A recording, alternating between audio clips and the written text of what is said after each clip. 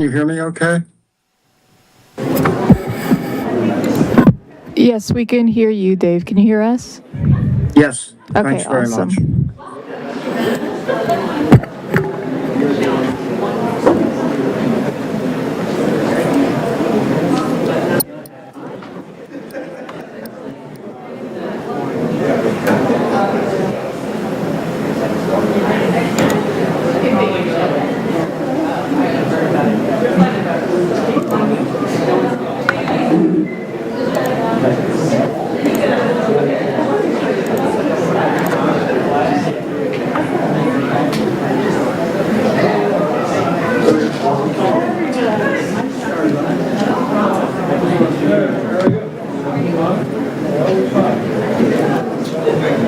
Oh my God.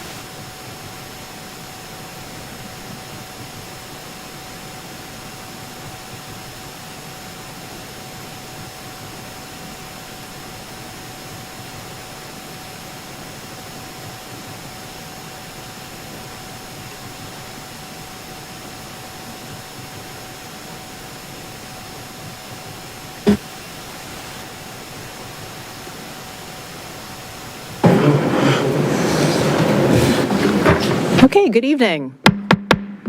Welcome, everyone. Wanted to call the Monday, March 23rd meeting of the City Council to order. Let's start with roll call, please, Madam Clerk. Yes, Mr. Agan. Here. Ms. Conley. Here. Ms. Downs. Here. Ms. Flynn. Here. Mr. Snyder. Here virtually. Ms. Underhill. Here virtually. Mayor Hardy. Here. Thank you, Council. Let's do electronic participation motions for Ms. Underhill, Mr. Snyder. Ms. Vice Mayor Downs, can you start, please? Yes. Councilmember Snyder, could you please identify your remote location and reason for participation by electronic means? Thank you. It's job-related travel, San Diego, California. Thank you. I move that the City Council approve electronic participation by Councilmember Snyder in this meeting for personal reasons pursuant to the City Council's adopted policy. Is there a second? Second. I heard Connolly on the second. Call roll, please. Mr. Agan? Yes. Ms. Connolly? Yes. Ms. Downs? Yes. Ms. Flynn? Yes. Mayor Hardy? Yes. Thank you. Good And Ms. job. Connolly. Thank you. Thanks very much. Councilmember Underhill, can you identify your remote location and reason for participation by electronic means? Sure. I am in Falls Church, Virginia, and I am remote for medical reasons. I move that the City Council approve electronic participation by Councilmember Underhill at this meeting for medical reasons pursuant to the council's adopted policy. Is there a second? Second. Ms. Agan on the second. Call roll, please. Mr. Agan. Yes. Ms. Conley. Yes. Ms. Downs. Yes. Ms. Flynn. Yes. Mr. Snyder. Yes. And Mayor Hardy. Yes. Motion carries. Thank you, Council. If I could ask everyone to rise and join us in the Pledge of Allegiance. I pledge allegiance to the flag of the United States of America and to the republic for which it stands, one nation, under God, indivisible, with liberty and justice for all.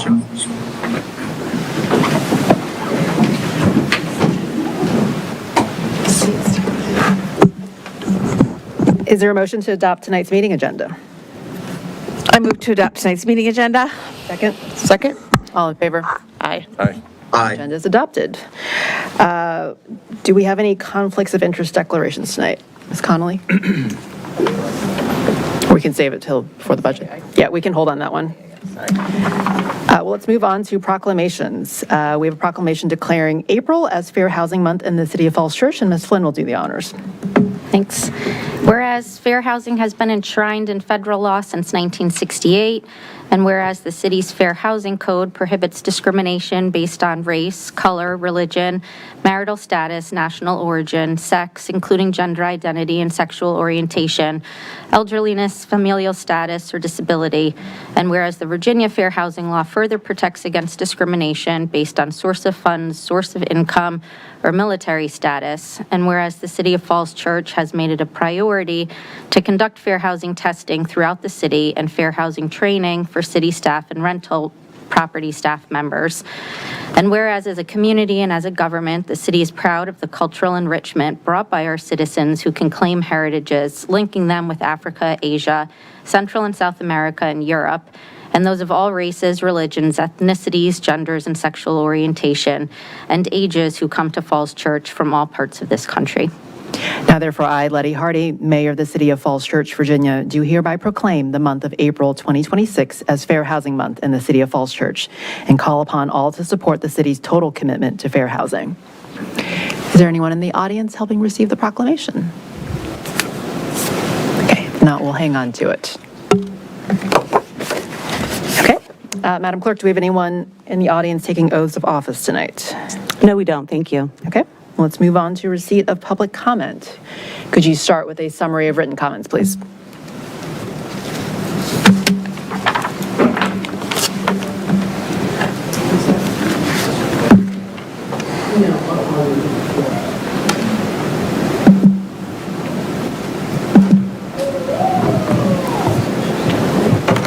Well, I'm going to read it from here. The written comments received since your last meeting on budget. Andrew Olson of Bike Falls Church supports fully funding the FY27 paving program in support of Mobilities for All Modes, and requested that the city adopt a 12.5-cent commercial and industrial tax to fund a transportation improvement program.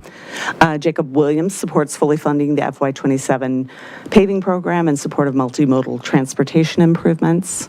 Regarding the park naming public hearing, Bruce Byers wrote to support naming the Fellows Park area as Firefly Forest Park.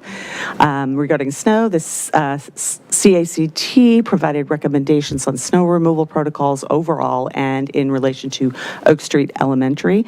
Joseph Daher provided comments about snow removal, as did Joshua Weisbaum. In other written comments, Marty Meserve wrote with concerns about the new organics bins, and Christine Ward wrote with thanks for the new organics bins. And we also did receive the petition you received before your last meeting regarding renovation of the teen center. We received all the signatures that were to be attached to that, so I forwarded those to you today. Great. Thank you. Great. Well, let's receive public comment either live or virtually. Yes, first we have Meg Byer, and followed by Bruce Byers.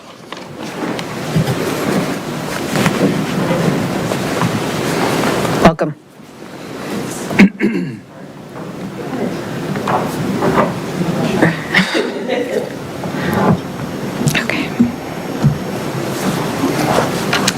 Good evening, Council. I appreciate the opportunity to speak tonight. My name is Meg Byer, and this is my friend Maggie Previtt. We both grew up in Falls Church City, and we have children in FCCPS ranging in ages from 7 to 15. We're here to request funding for the Community Center Teen Room. I've circulated our signed petition through the city clerk, as Celeste just said, and the council.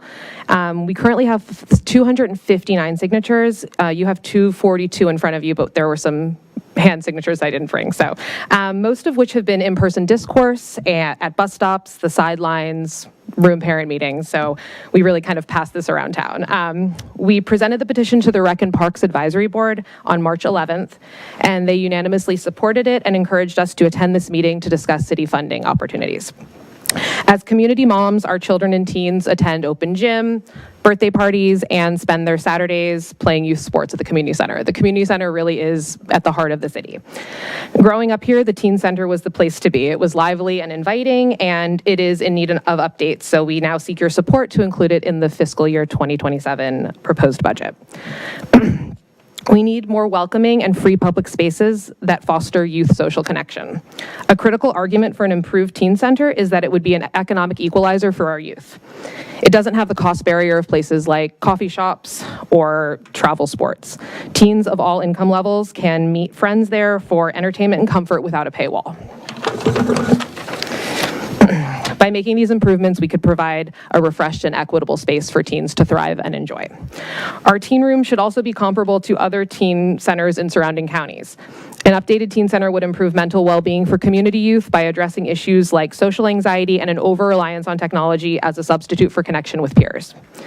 Regarding details of our community vision, we have some great ideas around new flooring, bright paint, interactive games, art, improved lighting, seating pods, and some improvements to the kitchen area. These ideas coming to fruition hinge on Rec and Parks needs and council funding, but we are eager to negotiate and consider a variety of creative approaches to this. We would like to appoint a youth panel of students for their input and to hear what the teens want to see there. We'd like to give them a voice in this process. We also suggest consideration of charitable donations, fundraising, and community gifting to occur hand in hand with city funding. So this is a topic we'd love to discuss further with the council at town halls and at future meetings. We have such faith in our council to invest in our children. We're hopeful and excited to move ahead with this project and process, and we look forward to more collaboration and development with the city. Thanks so much. Thank you. Thank you. Next, we have Bruce Byers, followed by Jim Coyle.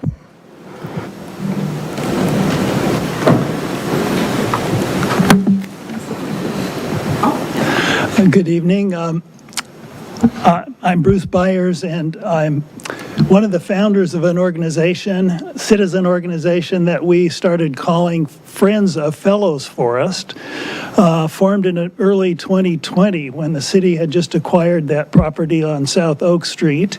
And the city, because the COVID pandemic was underway, put out a survey which at first seemed to us, to some of us, biased toward infrastructure intensive and active recreation. So things like pickleball courts, tennis courts, skateboard parks, dog parks, performance venues were being suggested.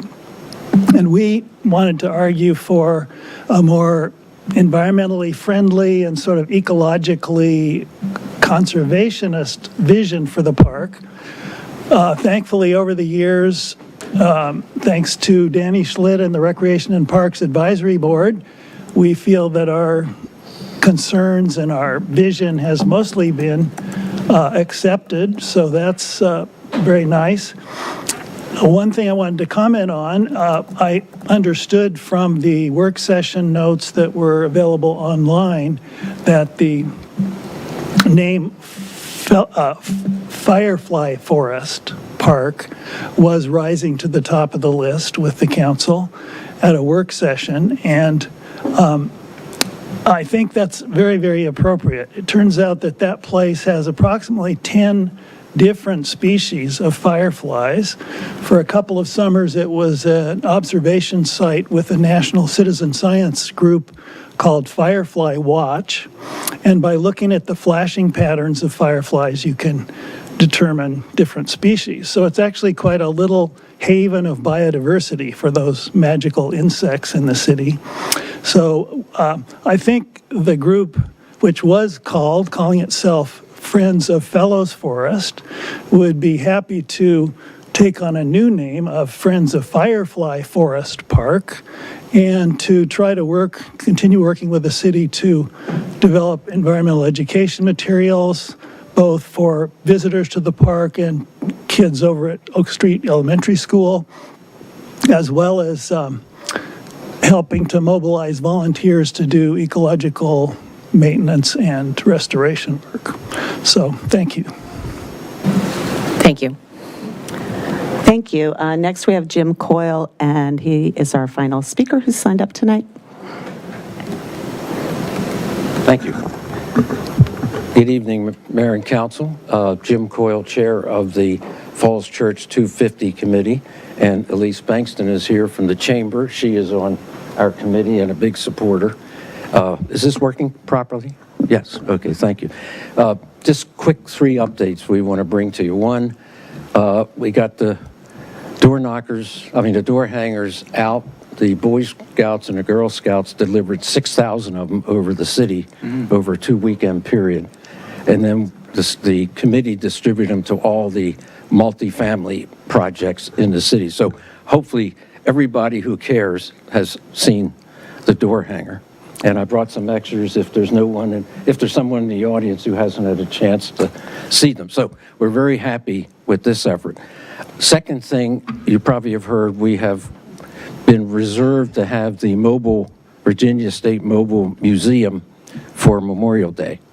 And it took a lot of effort on the part of a lot of people for us to be first in line, but it's kind of a coup for us to be able to get this mobile museum for Memorial Day, right? Yeah.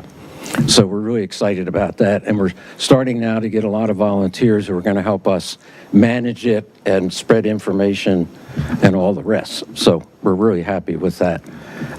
And then last, and probably more importantly, we're planning a civic jam on July 3rd, the evening of July 3rd. Part of our vision, if you recall, is really to try to bring the whole community together to celebrate democracy and the 250 anniversary. And so we've come up with the idea of a civic jam that will involve every community organization, the chamber, and we're trying to get local musicians rather than hiring outside people.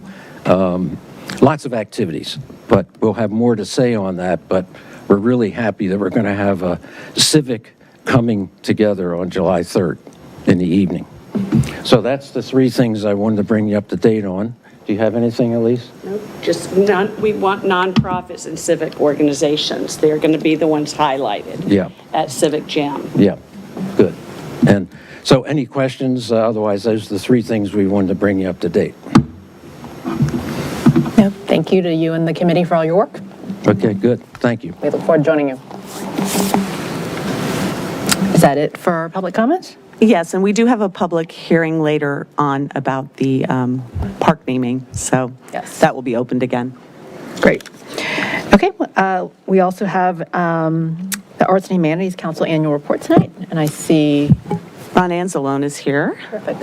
And Laura? Oh, all of you. Okay. We're all here supporting you. Good evening. My name is Ron Anzalone, 212 West Cameron Road, and I serve as Vice Chair of the Arts and Humanities Council, representing the Victorian Society. Our Chair, Laura Connors Hall, is here. Ari Auteur is also here, and Elise Benson, as you've already seen, all of whom are members of the Arts and Humanities Council. On behalf of our members, we're pleased to present you with our annual report for 2025. A couple months late, but we hope you've had a chance to glance through it now. The visual and performing arts and the very broad humanities disciplines continue to flourish in Falls Church, and 2025 was once again a very busy and productive year. We want to acknowledge and thank the many creative individuals and organizations engaged in sharing the arts and culture with the Falls Church community. And we want to give special thanks to our staff liaison, Holly Irwin of the Recreation and Parks Department, other cooperating and hardworking staff members, our City Council representatives, Justine Underhill, and now Vice Mayor Laura Downs, and of course our enthusiastic and involved board members. We also want to thank the various businesses, project developers, and creative team members for working with member organizations and the city to ensure that public art remains an integral part of the city's landscape now and into the future. I did want to just briefly highlight 4 issues for your consideration as we move through our nation's 250th anniversary this year and beyond, as Jim has mentioned. First, based on our past experience, we are discussing with city planning staff ways that we can be involved earlier in the planning and review process for voluntary concessions on new development projects. And we understand that nothing is in the pipeline right now, at least as far as we know. We will strive to ensure that public art and cultural content are fully considered as potential public amenities for young and old alike. Second, we've also begun working with city economic development staff about enhancements to the Visit Falls Church website as a means to better represent arts and humanities programs and events as we inform residents and welcome visitors.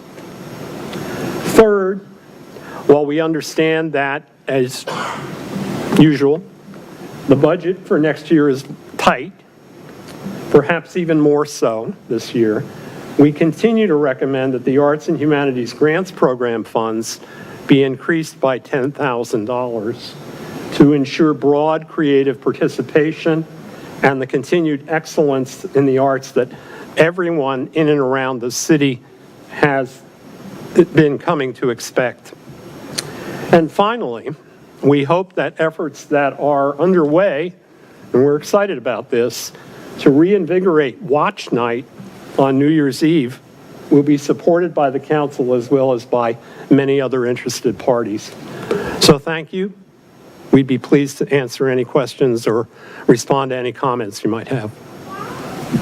Great. Well, thank you for all the work and the nice succinct report. Do we have questions for Mr. Anzalone or members of the Arts and Humanities Council? I'll defer to you as a liaison if you want to.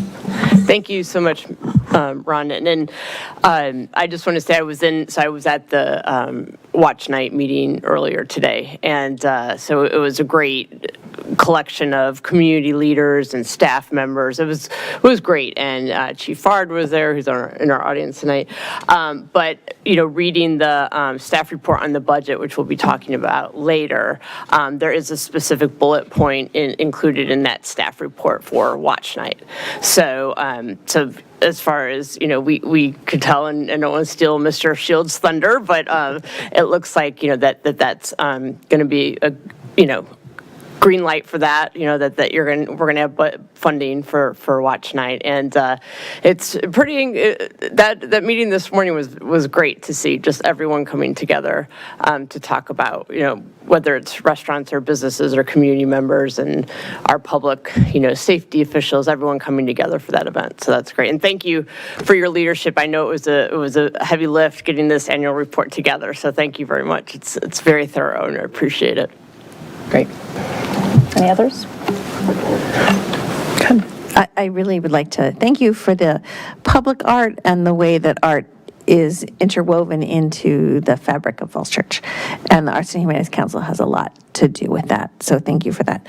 And I also want to thank you for putting that picture of the kids painting the chair, because I've been wondering for the last year where that chair came from. So I was glad to see that. Yes. There's so much lovely art. And, you know, when Ms. Hardy and I first started on council, there wasn't, and we both had our turns being on the Arts and Humanities Council, and it's wonderful to see how you have flourished and will continue to do so because of the work of all the people in Arts and Humanities. We certainly appreciated your time on there. Yeah, I was going to add that public art really has blossomed in the city, so thank you for kind of continuing to encourage and push us on that. I noticed that in your report, the utility box wraps does not have further funding. There wasn't any particular action during 2025 on utility box wraps. I think it's still there. There's still that opportunity. There just wasn't a particular project that came up during that time. Okay. So if there's a specific budget ask, now would be the time. There is, yes. So I think I love the idea of using kind of existing canvases around the community, and I think it helps kind of add more vibrancy to our community. So keep looking for those opportunities and keep up the good work. Thank you very much. Thank you. Okay, I think we're ready to move on to the report of the city manager. All right. Well, thank you, Mayor Hardy and members of council, members of the community. If I could just give two quick city manager reports, and then we will transition to our budget presentations. And our choreography for the budget presentations is we'll lead off with the school budget presentation that will be provided to you by the chair of the school board, Kathleen Tice, and then we'll have the general government presentation after that. But just as preliminaries, if there's two things I just wanted to share with the community to make sure people are aware of. The first is the unveiling of the Dr. E.B. Henderson portrait at the E.B. Henderson Gymnasium at the Community Center. That is planned for 1 p.m. this coming Saturday. And after the unveiling, there'll be light refreshments, and all are welcome to that. That will be a happy event. And then second, we're in a series of 4 meetings with respect to Virginia Village. And for the public's information, Virginia Village is a community of 20 quadplexes located on South Maple Street. The city, with the partnership of the Economic Development Authority, has acquired 9 of those 20 quadplexes with the goal of preserving them as affordable housing. We're engaged now in a process of updating our small area plans to consider the future of that neighborhood in the city's planning documents. We had a first planning session last Saturday at the Oak Street School, and we'll have a follow-up visioning session with the community tomorrow night, Tuesday night, March 24th, from 7 p.m. to 9 p.m. at Columbia Baptist Church. So all are welcome to that to engage in the future of the Virginia Village area. After those 2 visioning sessions, staff will draft some language to update our small area plans to address the things we've heard about the Virginia Village neighborhood. And then we'll have 2 public sessions to discuss that draft language. The first is Saturday, April 11th from 10 till noon at the Oak Street School. And then the second will be Tuesday night, April 14th, from 7 to 9 at Columbia Baptist Church. So I wanted the public to be aware of those, of that public engagement process. And then we'll come back to council to report on what we've heard and consider next steps from there. I want to thank our planning staff and our housing staff for their work to organize these events. So with that, we'll then transition to budget presentations, and I want to welcome our chair of the school board to the podium. I'm going to go sit in the audience, and I'll be next up. And just also acknowledge my colleague, Superintendent Dr. Terry Dade. Good to see you here tonight, along with your full budget team. And Chair Tice, I'll turn it over to you. While we're in the middle of transitioning, I think we are ready with the conflicts of interest disclosure. So let's start with that. Ms. Connolly. The City Council is discussing tonight the city's proposed fiscal year 2027 budget. I am an employee of the Falls Church City School Board, which will be affected by the proposed budget amendment. Because I'm only one employee among many who may realize a reasonably foreseeable direct or indirect benefit from the proposed ordinance, I am allowed to participate as a council member in this matter under the Conflict of Interest Act. After consideration, I am electing to participate in this transaction because I am confident in my ability to participate fairly, objectively, and in the public interest. Great, thank you. Welcome, Chair Tice, and welcome to our school board friends and our school friends. Okay, Thank you for joining us tonight.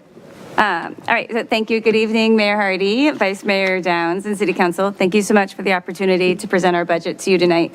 We're very grateful for our strong partnership and hope that it is evident in all the hard work we have done to be responsive and collaborative in our budget work this cycle. Okay. As you know, it really is always budget season. We began conversations on FY27 in early fall, but our public budget process began with you all on December 1st last year at our joint meeting. And since then, we have used every public meeting we have had as an opportunity to discuss, prioritize, and refine our budget, getting a better sense of the district's needs, as well as using updated financial data from the general government to guide our process. And so we will start with our revenue. And as you can see, we are looking at a very modest budget growth from FY26 to FY27, with an overall growth of just over 3%. And in addition, our requested local transfer comes in at 4.1%, honoring the updated guidance that we were given in February by you.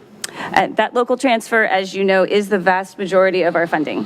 FCCPS relies on Falls Church City to provide nearly 81% of our operating revenue, and this is up from 79.8% in FY26, which is primarily due to a decrease in projected state funding. And as I'm sure you are also well aware, the state has not actually passed a budget. We will not be back and will not be back in session until late April.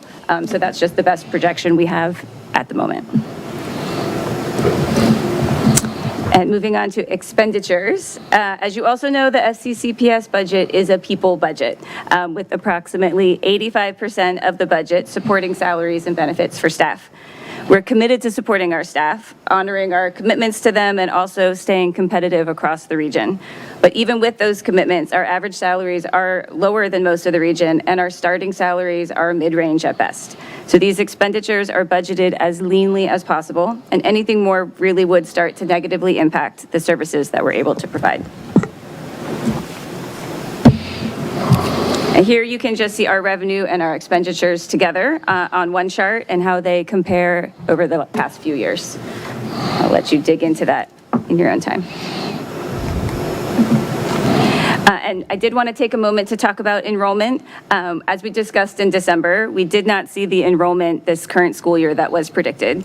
And as you will see in the next slide, we have adjusted things accordingly because of that. But we still have grown significantly over the last several years, and we are projected to have 35 more students next year. So that all really does have an impact on our budget.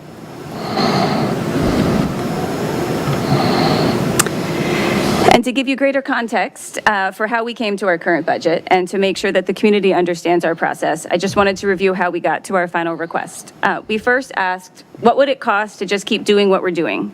That maintenance of effort, just maintaining current levels and honoring our contracts and obligations, not adding any enhancements, put us at a 5.02% growth in the transfer of local funding. We also spent a good deal of time considering all that we would like to add to our district to advance our work and improve our schools. But however, in late February, we were given updated guidance based on Q2 data that our request should stay at 4.1%, which is what we're presenting tonight.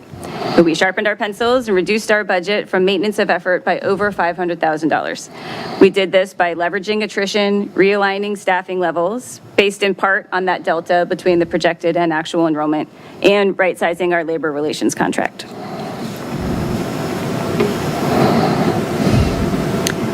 Let's see. But however, in early March, we were met with another challenge with our health insurance rates. That resulted in a reduction of yet another $120,000 beyond our maintenance of effort. And you can see how we found those adjustments on the slide here. It's also important to point out that in early March, we were told that tax revenue growth was actually $400,000 higher than anticipated. That is revenue that is typically shared 50-50 per our revenue share agreement. But the recommendation was not to include our portion of $200,000, or I think it's closer to $183,000, of that revenue in our budget, which was disappointing and a bit unsettling. But in the spirit of good partnership and prudent budgeting, we did not include that increase in this budget request. But we do want to be clear that that additional revenue would be shared if we are all staying true to the revenue share agreement. Those funds would be very significant in helping us just get closer to our maintenance of effort levels before we are able to consider any new initiatives. And further reflecting on the revenue share, I just did want to reiterate yet again that it is deeply valuable to our entire city. Not only does it provide predictable and responsible budgeting, it also clearly articulates that we are all on the same team, that we rise and fall together, and that message prevents unnecessary division in already very divisive times. The school board remains deeply committed to the revenue share, and that should be clear from all that we have just presented. But that revenue share is a shared commitment, and there are some unresolved questions or issues that merit further conversation. Being told the schools would be held 100% harmless from the changes of a solid waste fee, when the reality is $26,000 this year, that will grow over time, is challenging. Additionally, the debt service for our gorgeous new high school that we love and appreciate, that debt service is significant and will have a considerable impact on revenue allocation for many years, which we understand. However, how that debt service will be met in regards to various revenue streams and how that will impact the revenues that are subject to the revenue share is not yet entirely clear. And we look forward to continued conversations on these topics and any others that arise in the spirit of continued collaboration. So in conclusion, I just want to say yet again that this is truly the leanest budget possible, which is uncomfortable when the guiding message is that we are in uncertain times. So we will be operating with narrow margins, hoping that that uncertainty does not come to our door. There is so much more we would like to do to advance our district and better serve our students who are struggling in math or reading, better support our youngest learners, and increase our staffing to bolster our financial and legal systems to better safeguard the district.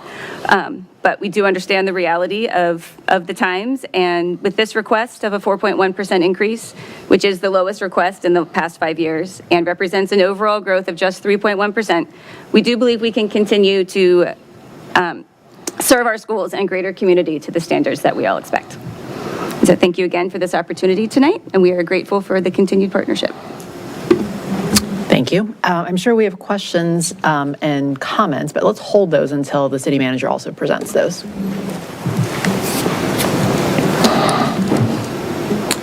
Thank you, Chair Tice. Good evening, council, members of the community. So it is my pleasure to present the proposed budget for fiscal year 2027. A couple of people I'd like to thank before we get started, and I'll start with our finance team, with our new finance director, David So, and Melissa Ryman and Russ Almarie. They have worked together as a team to help guide all of our department heads and to put together a budget that we think meets the moment and is a budget that provides for reliable, responsive, and resilient services coming in to the coming fiscal year. I also want to thank Andy and Jenny, who, as our deputy city managers, did a great deal of work on this budget, and all of our department heads. So we'll jump in, and I guess I'm supposed to drive. The agenda for tonight will provide a little bit of regional context on the budget. We'll talk about revenues and expenditures. We'll discuss some of the strategic priorities in the budget. We'll do a quick summary of the CIP. Caitlin Sobsey, who's our CIP coordinator, will be with you at your next work session to go into a deeper dive on the CIP, and that is where a great deal of the action is in this year's budget. And we'll close with a discussion of fund balance, reserves. Thank you, Madam Clerk.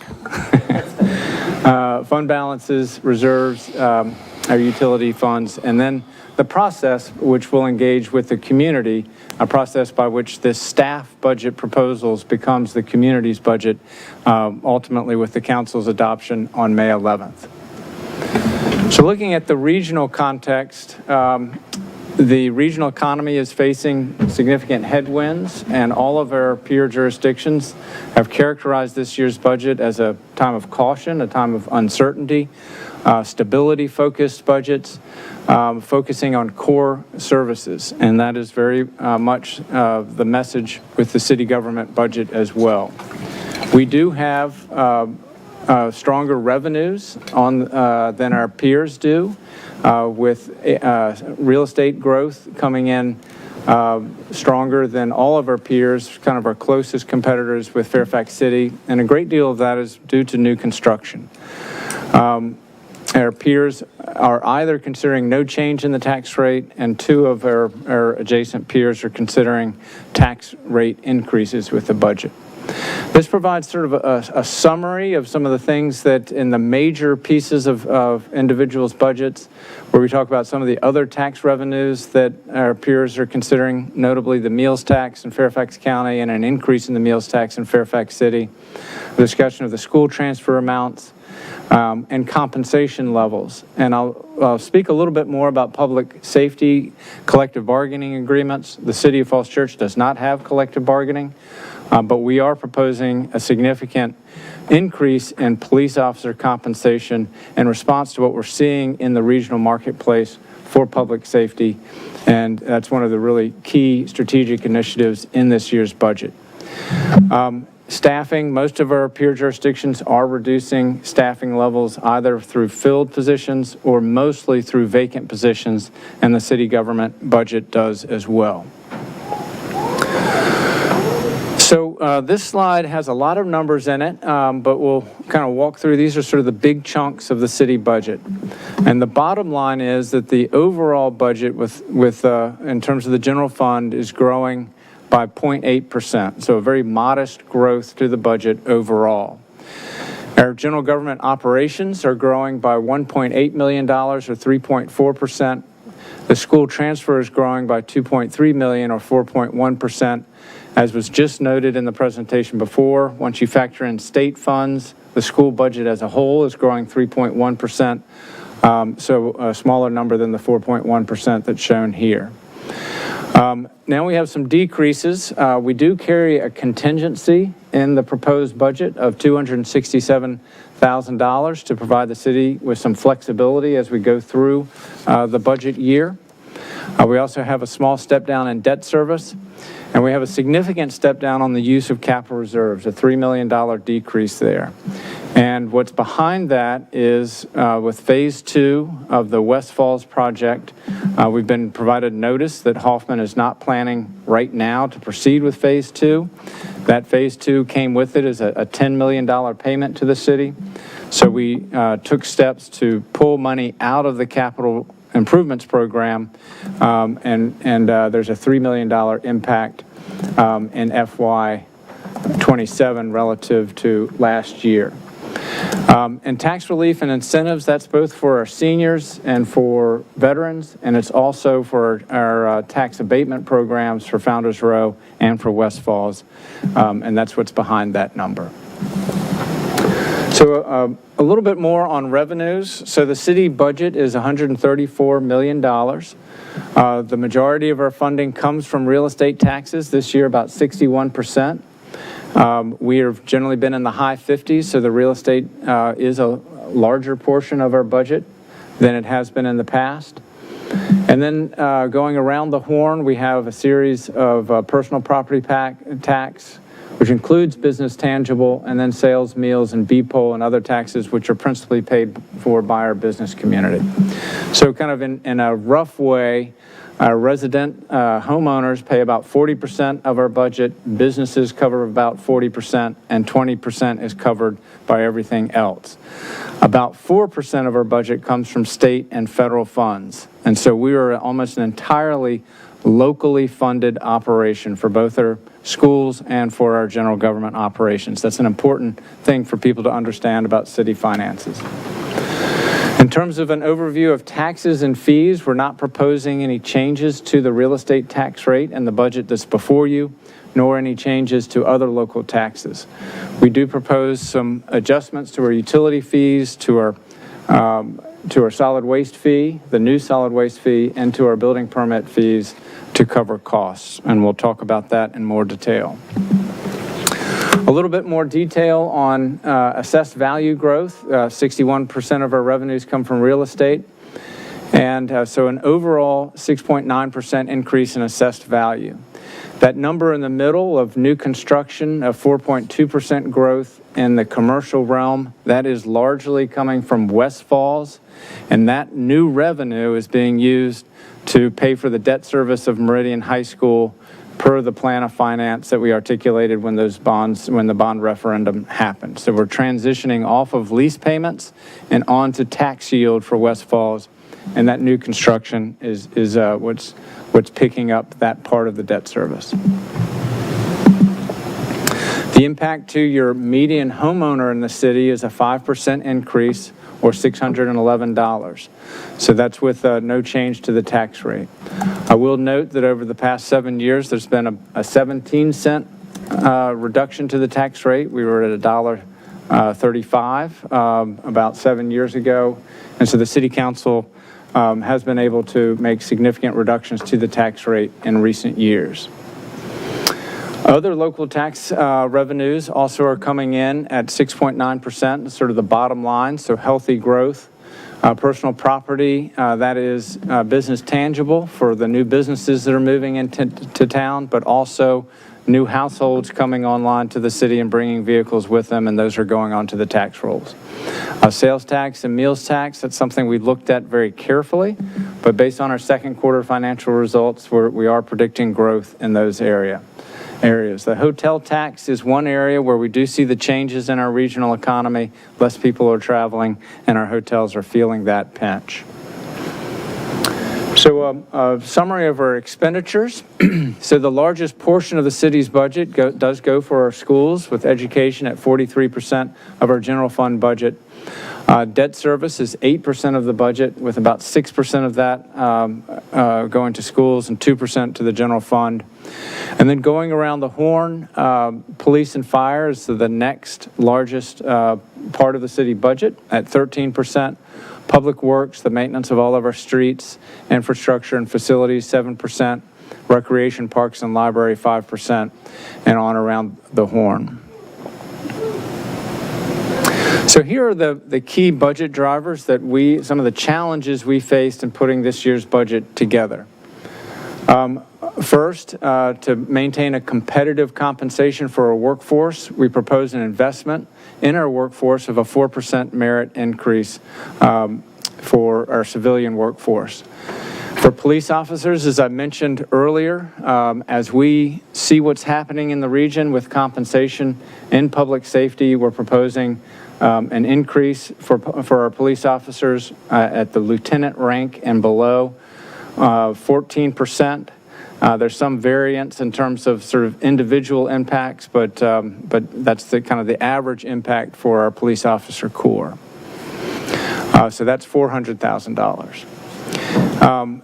Importantly, in this year's budget, this is really kind of one of the main challenges that we faced. Our interjurisdictional contracts increased very significantly this year, and our contracts with other vendors also increased. So that was a $2.5 million challenge just to maintain existing levels of service for things that we contract out. And many of them are really core municipal services that we have either contracted with our IJ partners or contracted with vendors.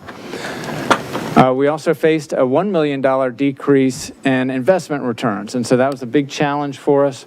We knew that money was volatile, and so when we had larger than usual investment returns, we put them to surge up our paving and street maintenance efforts, and we put it towards affordable housing.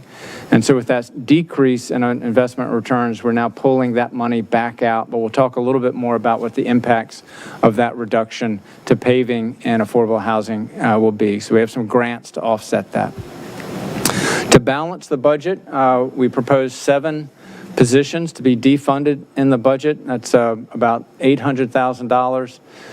And we have also all of our departments were given very strict budget guidance, and through their efforts, we identified about $700,000 of operating efficiencies. So some examples of that will be insourcing our recycling center hauling services. So doing that with staff as opposed to a contractor, and we save money by doing that.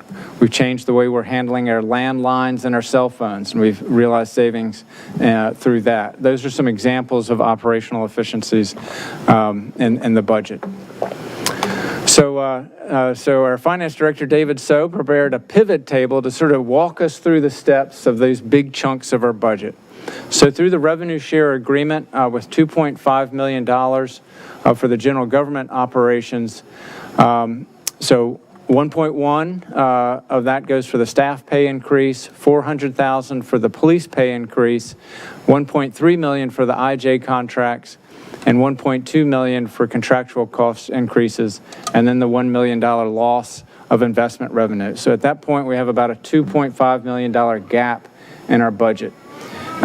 Relative to December, where David presented a gap between about $2.5 million and $5 million, on the revenue side, our gap kind of ended up being on the lower end of what was projected. But we knew going into this budget, this was going to be a severe budget where we're going to need to do hard work to reduce some of our costs. So the reduction in paving and affordable housing sort of marries up dollar for dollar with the reduction of investment revenue, because that's how that was being paid for. And then the $700,000 in operational savings, and then the $800,000 from the defunding of 7 vacant positions in the budget. That gets us back to a balanced budget. So a little bit more on street maintenance. In the tax rate, what or sort of in the operating budget, we're proposing $700,000 that's embedded in the tax rate, and then $800,000 through the use of capital reserves for $1.5 million for street maintenance. That's a decrease from 2.2 where we were using that investment revenue last year. Some good news, however, is that staff has gone out to find additional funding sources, and we've put in a grant through the State of Good Repair program with VDOT. It's federally funded for the repaving of Route 7 and Route 29. So that's a really expensive, big chunk of our paving burden, and we'll have some outside money coming in to lift that burden off of our local taxpayers. Similarly, in affordable housing, so $200,000 is what's in the proposed budget for FY27. That's a step down from the $500,000 that was the case last year, where we had augmented it with investment revenue. So that $200,000 will be to sustain our CCAU program, where we provide rent subsidies for households, so at 40% AMI. So we'll sustain that program. And then as we move forward for the Affordable Homeownership Program and the Affordable Housing Preservation at Virginia Village, we've put in for federal grants through the congressional directed spending. That money is pending with Cindy's good efforts, and we have gotten those dollars in the past. We feel reasonably optimistic we'll get them again in the future. So this is the list of the vacant positions that are defunded in this position, and they range from in building safety with the code administration, 2 IT positions. Now, I will note that those IT positions are transitioning from in-house positions to contracted positions. That's part of the growth in contracted services that I mentioned earlier. Public Works, a maintenance worker position, and public safety, we have a school resource officer position. We have 2 that are vacant in the long term. One is being temporarily filled by Officer Fishley, but we would defund the second position, so we would go forward with 1 SRO position, and then a part-time deputy position and a part-time library position. So that's the list of the positions that we propose for defunding in the FY27 budget. So the council has laid out clear priorities for progress in environmental sustainability, transportation, economic development, housing, and responsive government.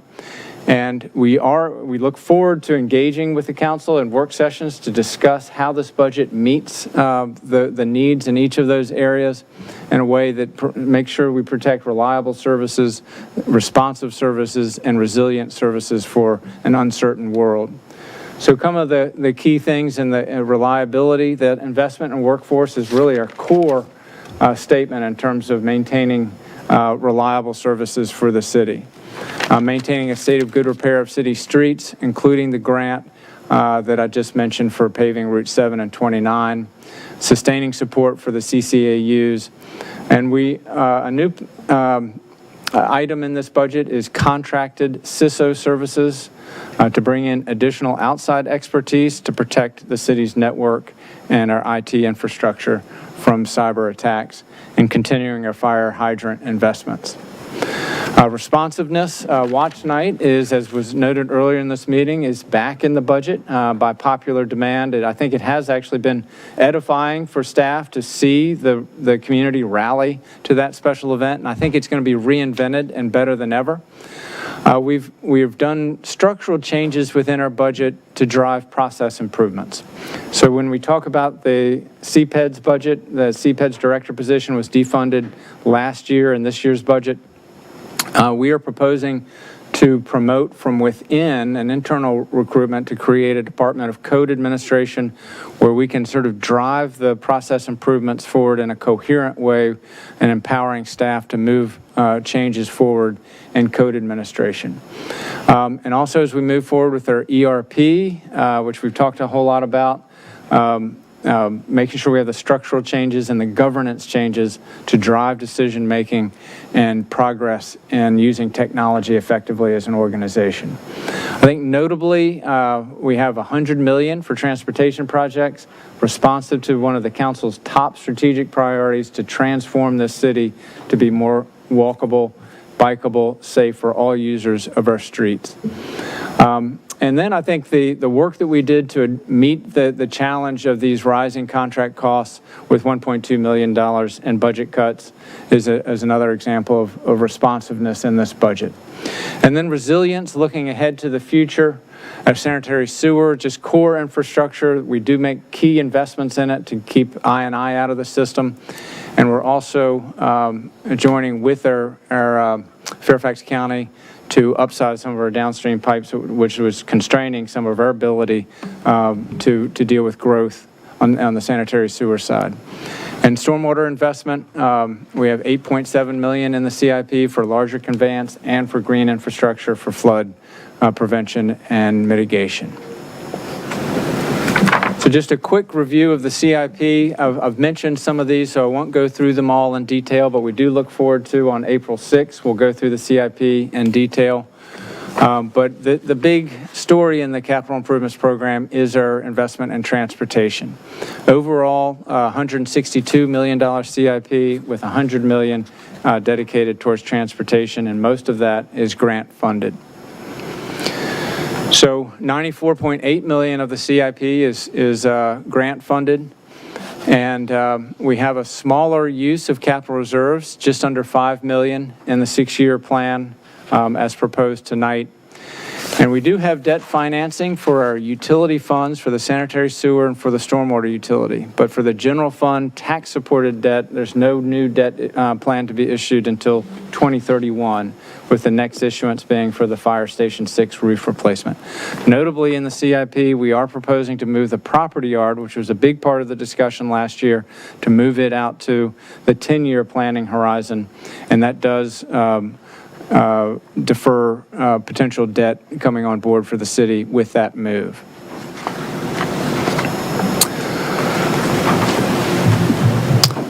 This is a look at our general fund balances, and so the dark blue at the bottom is our unassigned fund balance, and that really is the city's shock absorber. That's money, it's just what it says it is unassigned money that can be there for major emergencies or adverse incidents that happen to the city.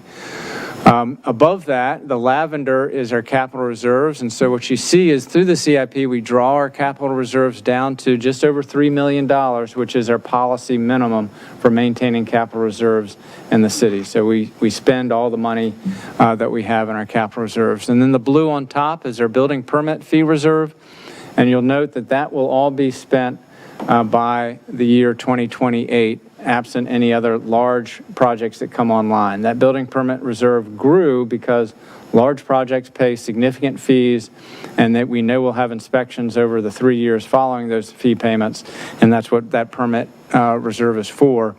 And it is part of the reason why we're coming to the council with suggestions for increases to our building permit fees to make sure we can sustain our building safety functions. So utility funds, we do propose increases in our stormwater fees, sanitary sewer fees, and solid waste fees. All of them are driven by sort of natural increases that are happening in those areas. The 7% is to fund for capital improvements. We have been very successful in getting grants, but when you look out into the future, into the 6-year plan, we'll be doing more of the capital lift with local funding if we're not able to get additional grants for stormwater. So a 7% increase or a $23 increase for your average household is proposed there. And then sanitary sewer rates across the region, there are major investments happening at the treatment plants. And so along with Fairfax County and Arlington, we have a slightly more than inflation increase to pay for the city's share of those capital improvements, really for maintenance and repair for those treatment facilities. And then solid waste is the inflationary increase for our hauler and for tipping fees. So with that, we'll just discuss about the public engagement in the budget. And we will start on Thursday at noon in the Dogwood Room. We traditionally had them in this room, but I think with better TV cameras there, we'll just do that hearing in the Dogwood Room and look to engage with the public on this budget proposal. On April 6th, we'll have a series of work sessions going all the way through May. Our second town hall is on April 30th, and budget markup is on May 4th with final consideration on May 11th. So with that, I know all your questions will be for the school board, and so I'll invite Chair Tice back up and Chair and Superintendent Dade. But thank you for the opportunity to present this budget and look forward to engaging with the council as we move forward. Great. Thank you, Mr. Shields. I'm sure we will have questions and comments, even though we are at the beginning of the process with 6 more weeks to go. So who wants to get started? Well, I just have just to start, Mr. Shields, with a quick question.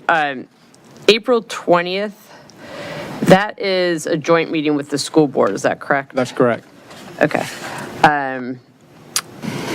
So we might want to just be on that chart. It's clear on our internal document, but on that it doesn't, it says budget, school budget, but you might want to just say with school board, just so it's more clear to the public. Yep, Okay. we can do that. Thanks. I have other questions, but I'll hold those. Maybe I'll just start down the line and we'll go. Oh, sure. Start with the newbie. Yeah.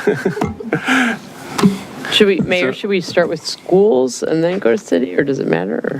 I don't think it matters. Okay. I mean, I don't have as many about the schools. I do have some concerns. There's some tone pieces, some things there. But I'm looking at the maintenance of effort, and it's like the budget does seem to be maintaining the effort. So I kind of view it as, yeah, this is a maintenance of effort budget is what I'm seeing in the schools, except for maybe where the health insurance came in and then there were some hits. Hopefully we'll be able to adjust. I do see coming in fresh, what I struggle with is more of a general process thing of schools having to lock in their budget before we even start. It's kind of like maybe they're 90% locked in. This is something for next year to talk through.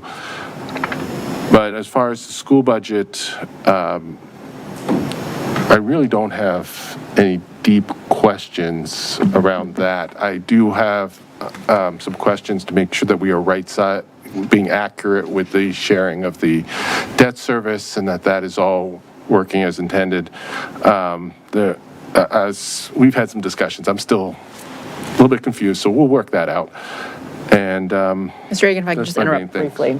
For a process point, I think the practice in the past we've had, which is we maintain a kind of a running Q&A document. So is that the plan to do as well?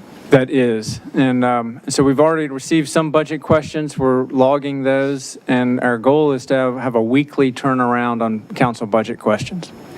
Okay. So Mr. Reagan, if you have specific questions, now would be great, and then get it out before Wednesday to turn around. No, but those, I have a bunch of specific questions, but maybe I'll feed those into the Q&A document. But as far as the school board, I don't have more than some general comments. Okay. Do other people have school-related questions? You go ahead. For school? Going schools? Yeah, let's do schools. Sure, we'll do schools. Sure, I'll hop in. Well, thank you to the schools and our school board colleagues for being here. Appreciate all the hard work that you've done. I know that we've also talked about sort of the budget schedule in general and kind of increasing communications and trying to make sure that we maintain them at this sort of handoff point in time.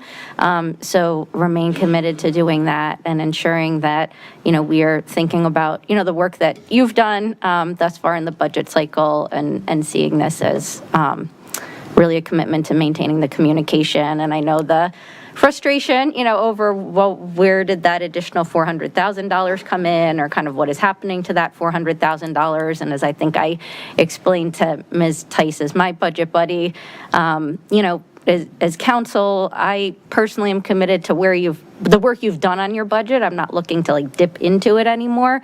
I kind of want to get a sense of the school's budget and Mr. Shields' budget as proposed to think about that additional revenue that we weren't expecting, and kind of where it best fits in terms of filling holes, recognizing that it is important to at the same time honor the revenue share for our ongoing partnership.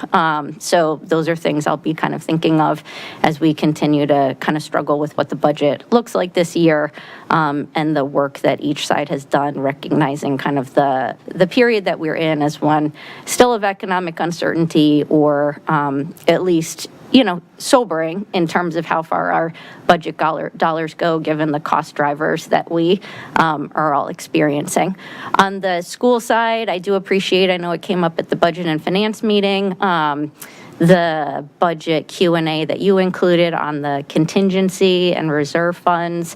I still would like to understand sort of the fund balance and the 2% a little bit more. Looking back at the budget amendment from December, it looks as though the schools generally are able to maintain that fund balance in 2% without dipping into it. And so theoretically, I kind of had just a broader question about operationalizing that, or what it looks like when the facility conditions assessment is done, for example, about kind of how those funds could be used or might be used more effectively if they've essentially been sitting there like unused or untouched for like a 7-year period, for example, fully recognizing like why they exist conceptually, but whether they might be operationalized better in something other than one-time funding, if it's capital reserves or as the budget generally, when it's like coming in at anywhere between 1.4 and $2+ million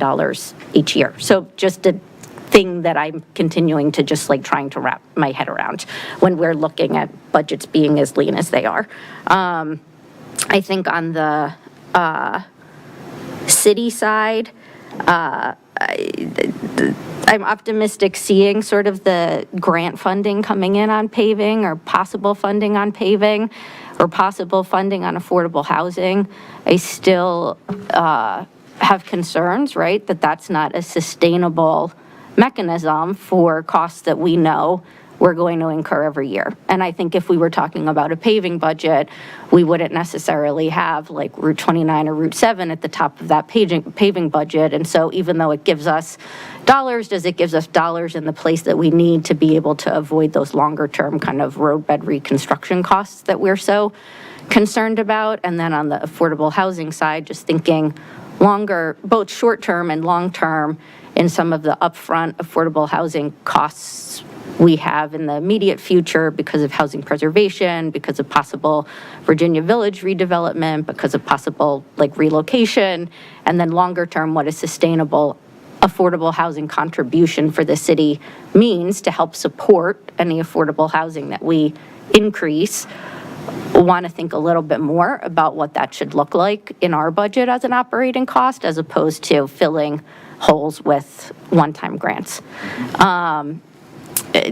So these are all kind of just comments on top of my head when I look at my initial review of budget. I'm happy to see the policing, public safety investment in our police force with increased salaries. I want to make sure that we are still doing what we need to make sure that we have an effective public safety team. So I know that, during the last 2 budget cycles, we heard from the chief, there were outstanding public safety needs. The chief was going to, assess his department as he learned his department.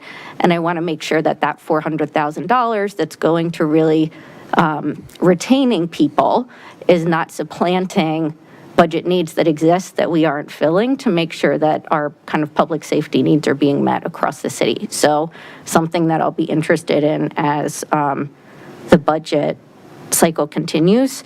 And then I did have a question for tonight, which is just, we are hearing from community members, even though we see a 6% sort of average assessed value increase for residential homeowners, that we do have a large range, and that there are large, I don't know if it's large or not, but that there is at least a subset of the residential homeowner population that has seen like double-digit increases in assessed value, even over 15% increases in assessed value.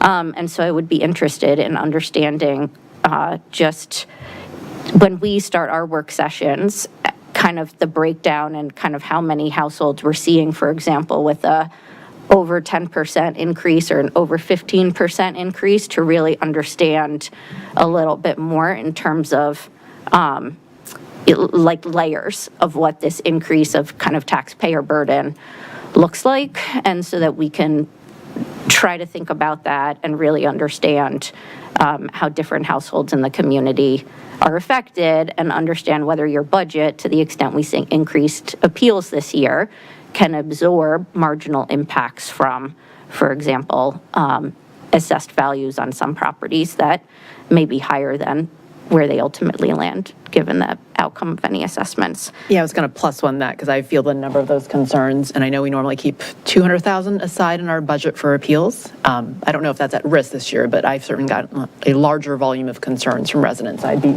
interested, as Ms. Flynn, on the distribution of the increases and whether 5% may be the average, but there may be a larger portion of people who are seeing double-digit growth. Yeah. Please continue. So like I said, I submitted some comments already to get the ball rolling. It's questions. I won't go through the questions tonight, but just wanted to preview kind of my thinking how I'm approaching this budget season, and we'll kind of be pressure testing the budget, recognizing the work that's gone into it, but wanting to make sure that it is effectively delivering on what we know long-term costs will be as they continue to kind of build each year. Thanks. Vice Mayor? Thank you. Thank you to Ms. Tice and Mr. Shields for your presentations. I do have a question for the schools. Do you have, given between the STEP and the COLA, do you have an average pay increase per staff member?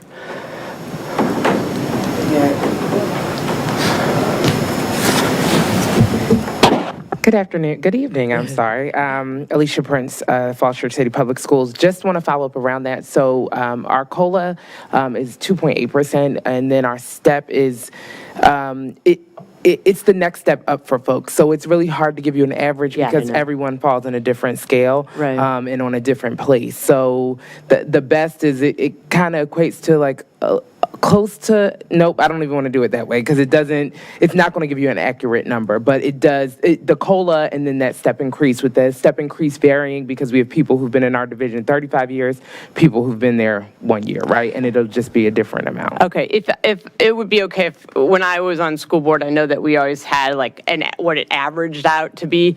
So if you wouldn't all mind, like at some point, just get even a range would be, one of the things we're trying to do is make sure that our staff and school staff are somewhat pretty, equivalent for equity reasons. And so, if we could get some sort of a range, like, or an average between, and I know it is different depending on the steps and all that, but I know that when I was on school board, we had some sort of average increase. We're happy to provide that. Okay, thank you so much, Ms. Prince.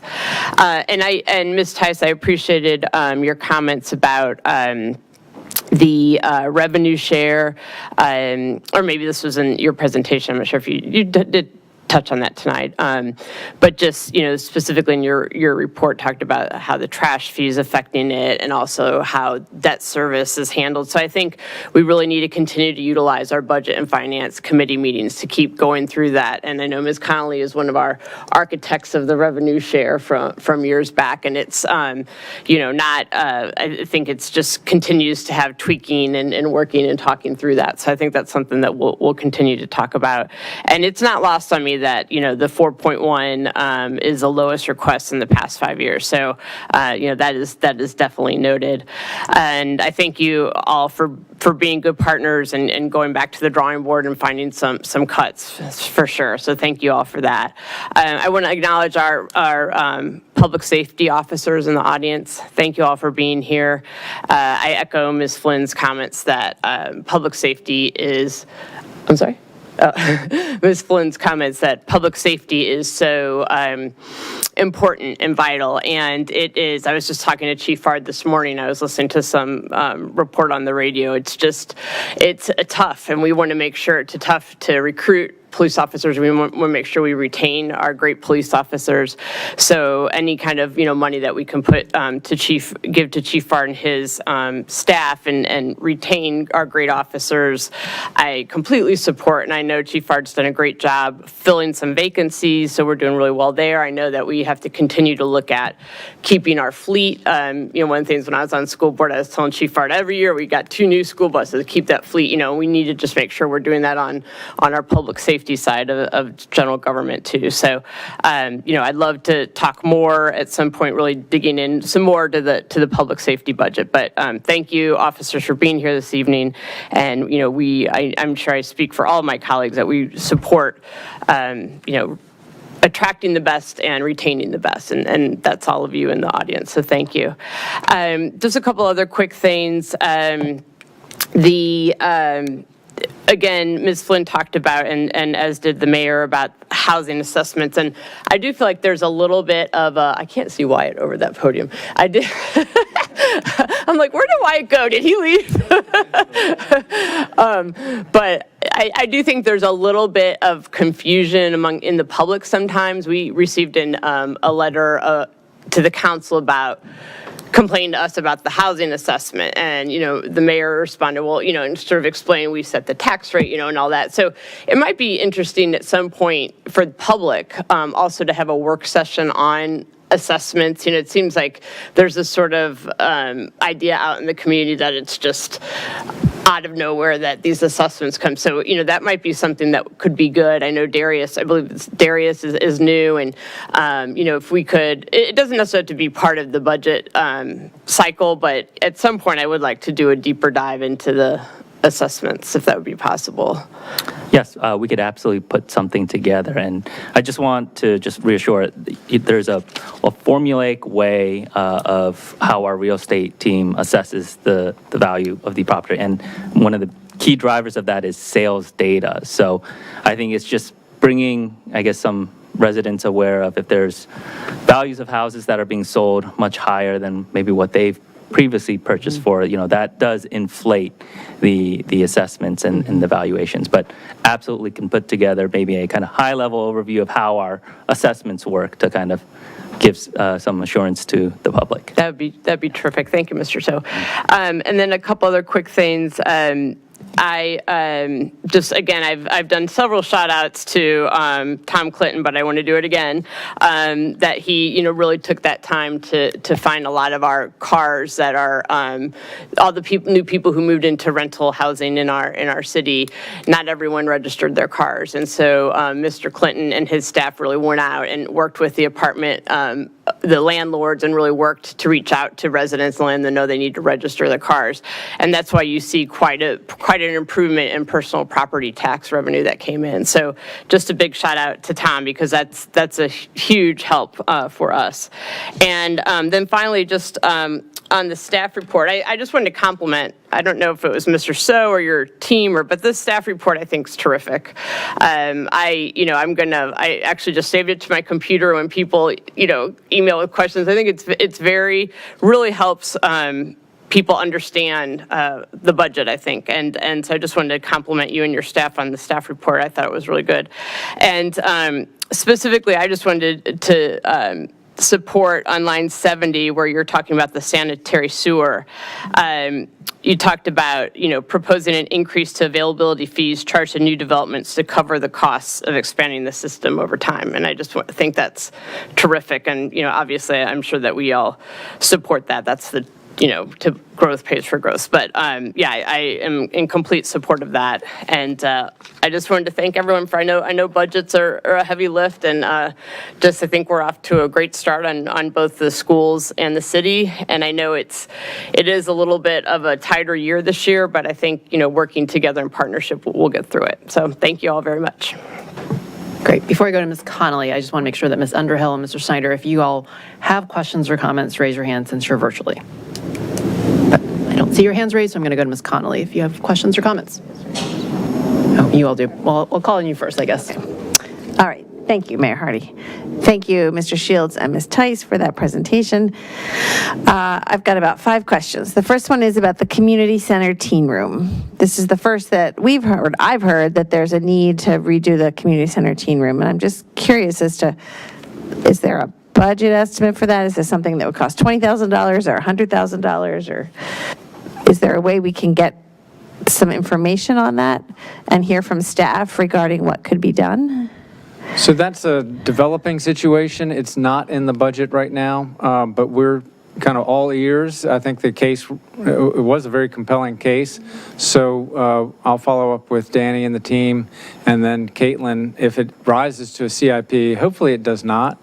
How much would what's rise to a CIP? It's a lot, so I won't even, it's not going to be that much. No. So we'll follow up to see what kind of strategies we could have to update the teen room. Thank you. Yeah, I'm just sorry to interrupt you, but I'm the Parks and Rep liaison, and I was at that meeting where Ms. Byer presented, and I suggested to her to give us sort of an itemized budget so we knew what kind of number we're looking at. So hopefully we'll get something.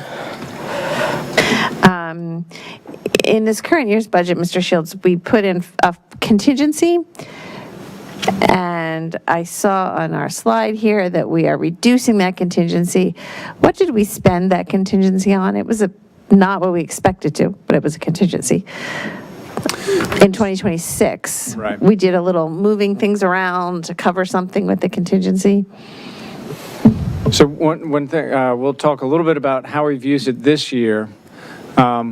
And the reduction, however, the difference between the 650 and the 267 is that money is now being deployed in the operating budget, kind of in all of the things we're trying to do in the budget. We had to reduce the council contingency in order to balance the budget for this year. But in terms of how it's being used this year, did you want to have a quick? Well, my question. We put $500,000 in there for emergencies related to the economy, related to what was going on in the federal government, our concerns for our residents.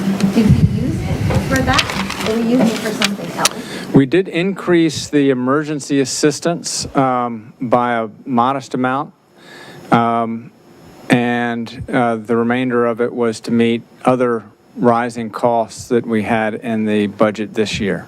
So it was generally for cost increases is where most of it has gone.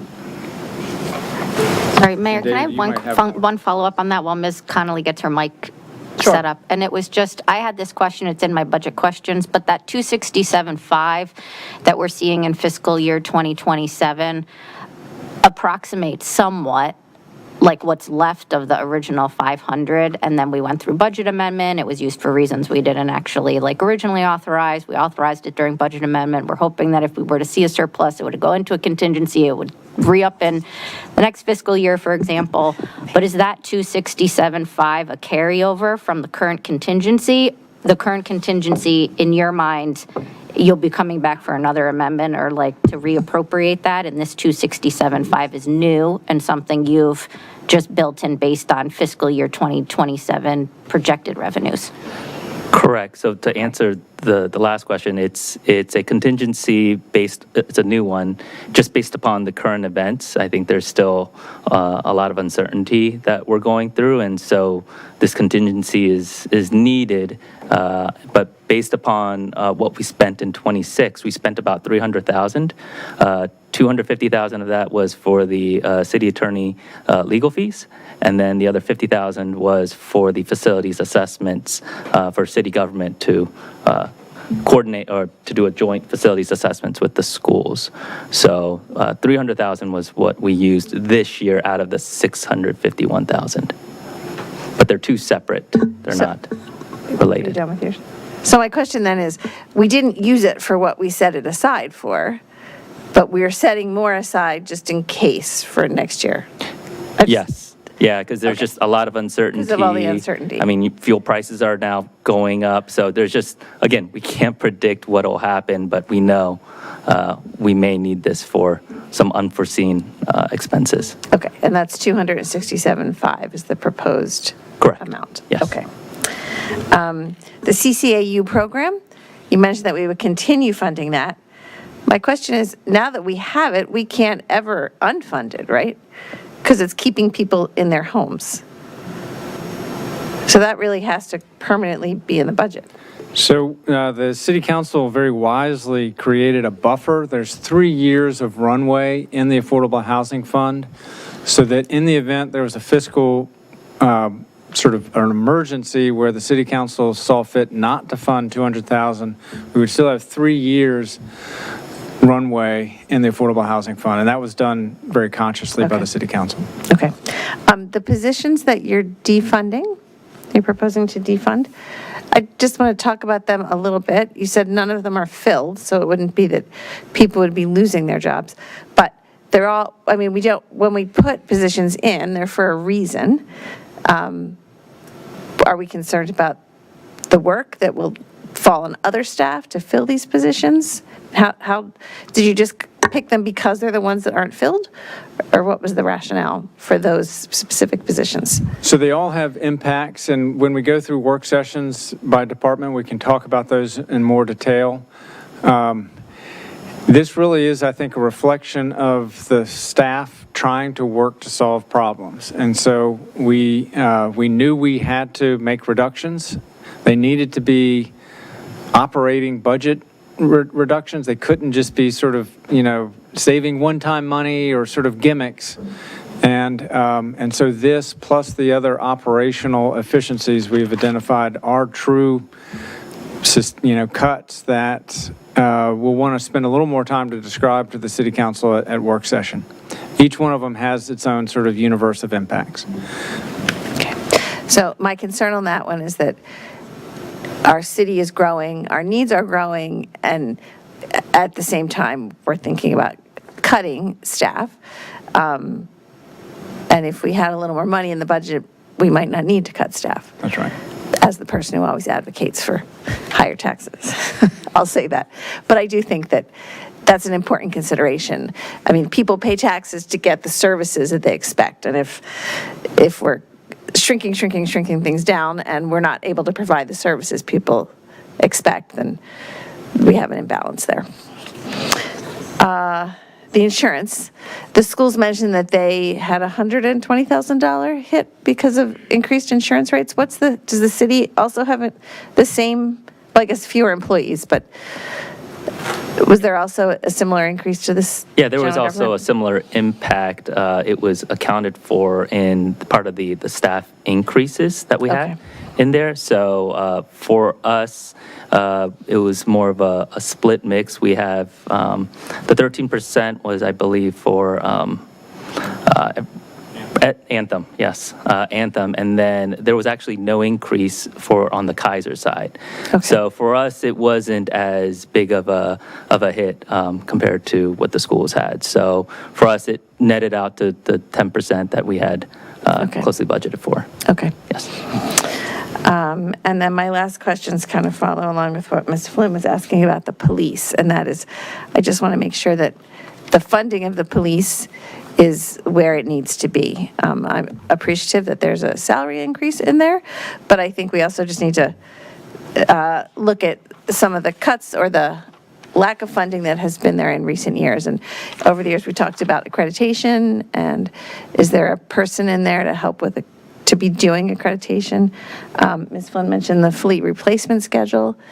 I want to make sure that we're not falling behind on that. We were talking about falling behind on paving, falling behind on this, but this is another thing that we could be falling behind on. So I just want to make sure that we are covering all of that as well, or figuring out a way that we can make sure it's adequately funded. Thanks. Okay, Ms. Underhill, your hand was up. I'll just note, there are needs out there, and so when we have the budget work session with police, we'll discuss those. Fleet is a concern.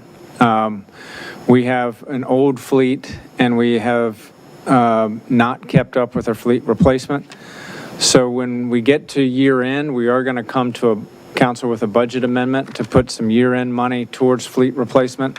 That will be a start, but it's not going to get us really where we need to be. So that's going to need to be an ongoing conversation on fleet. And I know there's some other things that the chief will discuss with the council at work session. Thank you very much. That's all. Ms. Underhill? Thank you. Thank you for this presentation. I started making my way through the 361 pages of the full budget, but did not make it fully through. So I'm looking forward to many more questions as we dive into it this year. Briefly from the presentation, I just have a couple questions, and maybe some of these can't be answered tonight. But do we know where the road conditions on Broad and Washington stand versus other roads, and would that even be a priority? It is a priority. That's just because of the weight of the trucks and the volume of traffic, that's a road that does need to be reconditioned regularly. As our engineer, Tara Hoff has described for us, particularly on these big, heavy highway roads, when you get behind on maintenance, the costs really start to accelerate on you. So we're very pleased to have put that grant in. We do think it's a priority. In terms of Broad and Washington, though, and the last time we repaved it, I was under the impression that was actually not our responsibility to fund the repaving, that was something where the state or VDOT would chip in. The last time that we paved it, was that done through grant money, or was that something that we paid for? So it is the city's responsibility, and we have been successful in getting grants to pave Route 7 and Route 29 in the past. That's why we feel optimistic that we'll get that grant again with this application. Okay. Yeah, I mean, I will say great that we're applying for grants. I do think that we are more likely to get a grant for Route 7 and Broad and Washington. And so while it's nice that we would have that, that doesn't necessarily mean it fully replaces like what the city should be doing in terms of repaving. And it's almost like this is something that we would need to do anyway, and we would likely get state funding or VDOT funding or other funding or federal funding, for it. And so I'm deeply concerned about the fact that this winter was harsh. The freeze-thaw cycle was hard on our roads, lots of potholes. This is something that's only going to get worse. And for many years, I believe over the past decade, this is something we've been kicking down the road, so to speak. And so in some ways, like if there were a proposal to council to say, hey, would you guys be willing to take on debt?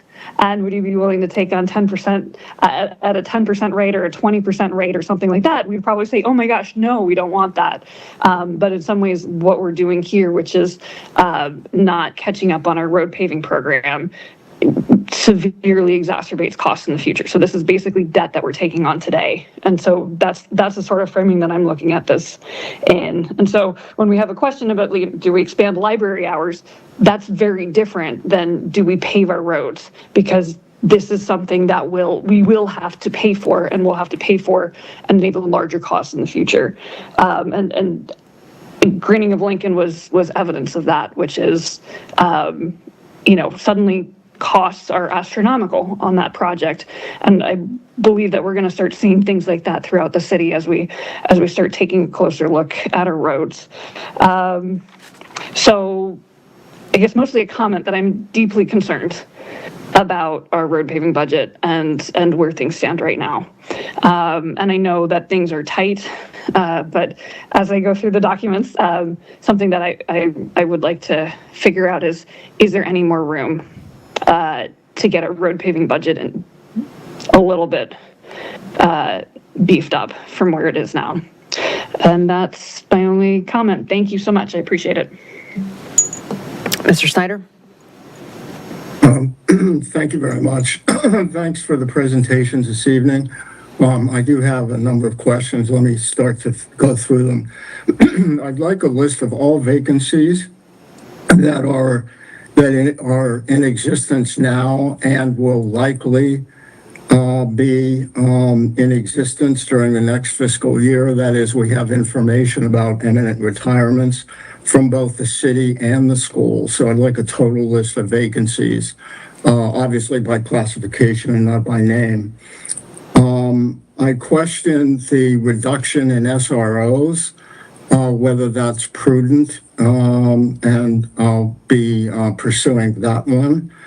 The next question I have is whether we have adequate contingency to cover energy costs that have already risen dramatically and could potentially affect the city and the schools directly, but also would affect all the providers, most of the providers of goods and services. So have we adequately established a contingency capable of covering a worst-case energy inflation continuation? The next issue on paving, I share the concerns. I guess my basic question is the money that is currently budgeted for paving adequate to deal with the conditions that have emerged this winter? I'm thinking a classic example of that is Maple Avenue between Park and Broad. The next question I have for the schools is how does their budget align with any collective bargaining issues? The next question I have really relates to legislation, and we'll be scheduling a legislative committee meeting here in the near future, whether there's any action we should be taking in terms of advocacy regarding questions in the state budget that would have a positive impact on the City of Falls Church. I share the question about the community center costs and interest in seeing what we can do there. One other comment I want to make is I'd like the city to review the extent to which we're going after transportation grants. There have been several funding cycles that have come and gone without the city applying for funding. And I just want to make sure that we're staffed up adequately and following these streams of transportation funding to make sure that we're maximizing our possibility to get state grants, to get regional grants, and even to get federal grants. So I want some information on the extent to which we're maximizing our efforts to get grant funding across the board. But I noticed in the transportation area, several funding streams have gone by without us putting in an application. So those would be the questions I have tonight. I'm sure I'll have more, but I want to thank everyone involved in the process. This is going to be difficult, but with goodwill and careful budgeting and a clear eye on what is necessary versus just what we might prefer to have if we had if we had unlimited funds. We'll see us through this. Thank you. Okay. Thank you, Mr. Snyder. Mr. Reagan, do you have one? Yeah, I really only covered the schools before, so. Okay. I do have several bigger questions. I've been going through the document. I haven't gotten all the way through. I have a whole bunch of smaller questions, but a couple of big themes here. One is, of course, I'm going to plus one on the paving. When I was on the CACT, Tara came to us. She gave us a presentation on, and this was 2 years ago, about how underfunded we were. Last year, CACT supported the increased funding. We were very excited that of the increase last year, and it was still $1 million short of what had been requested by DPW. And at the time, we thought that was, okay, we're now going to bump up to try and get closer to a sustainable level, and now we've reversed that. I was not aware that that was a surge funding.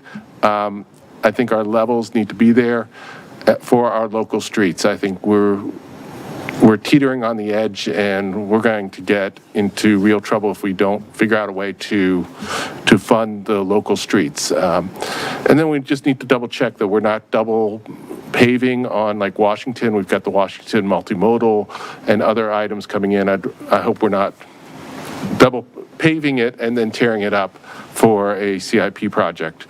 I doubt we would do that, but just want to double check. The other thing that I have not heard much discussion about is, well, let me talk about real estate first. We absolutely are hearing increases.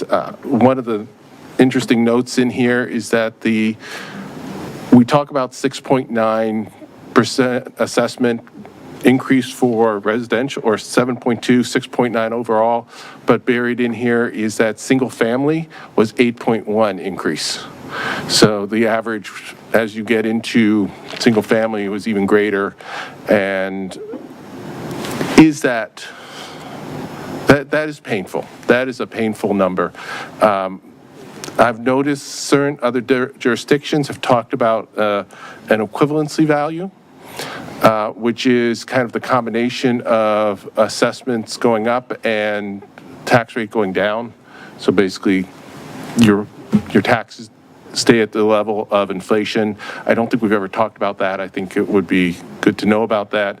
And I'm going to plus one, understanding the details of the assessments and who's getting hit, who's not, and how is that flushing out. I would like to understand that. And then the other, coming back to what I was saying, is there's one area that I don't really hear a lot about discussion about, and that is outside of real estate tax rate. Are there revenue opportunities? We talked about the phase 2 in West Falls. Well, we're not, if Hoffman's not exercising their option, then that's now our property. We should be, are there opportunities to make revenue there? Are there other revenue opportunities in the budget to help us? Nobody really wants to tax more, but we're also hurting if it means that we can get some of the critical items, maybe reduce the cuts. Also, where we have, I know that one of the proposals that came in from Bike Falls Church was about going to the CNI. I know you briefed us on that. I'm still unclear if CNI-E is in the budget, if we added CNI, which would be a big hit.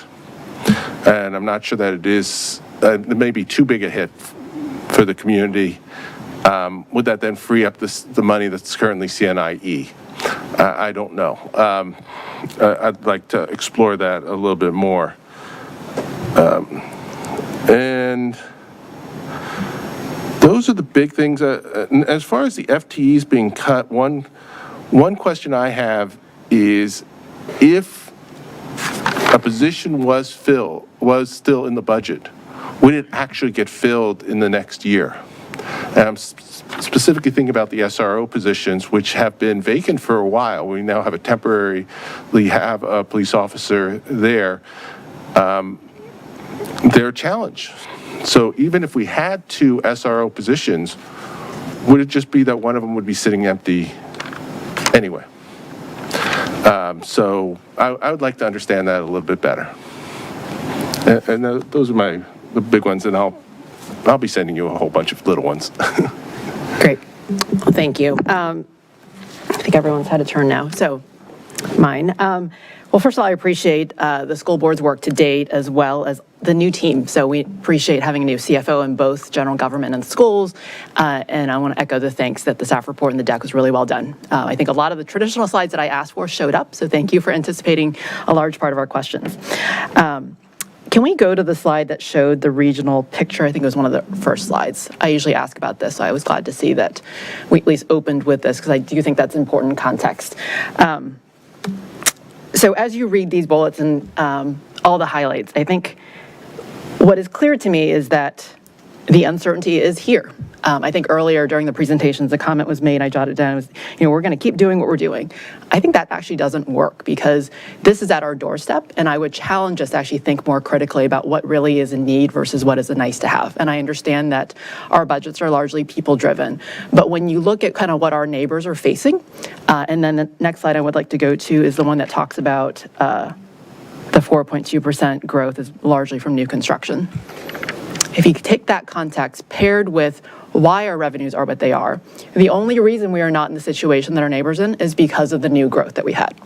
And so I want us to keep those two as kind of the top of mind concerns as we start this budget year, because I think it is prudent for us to keep in mind that regional context and what next year's budget will look like. So Mr. Shields, one of my first questions will be, if we did not have, actually the next one. Next slide, please. One more.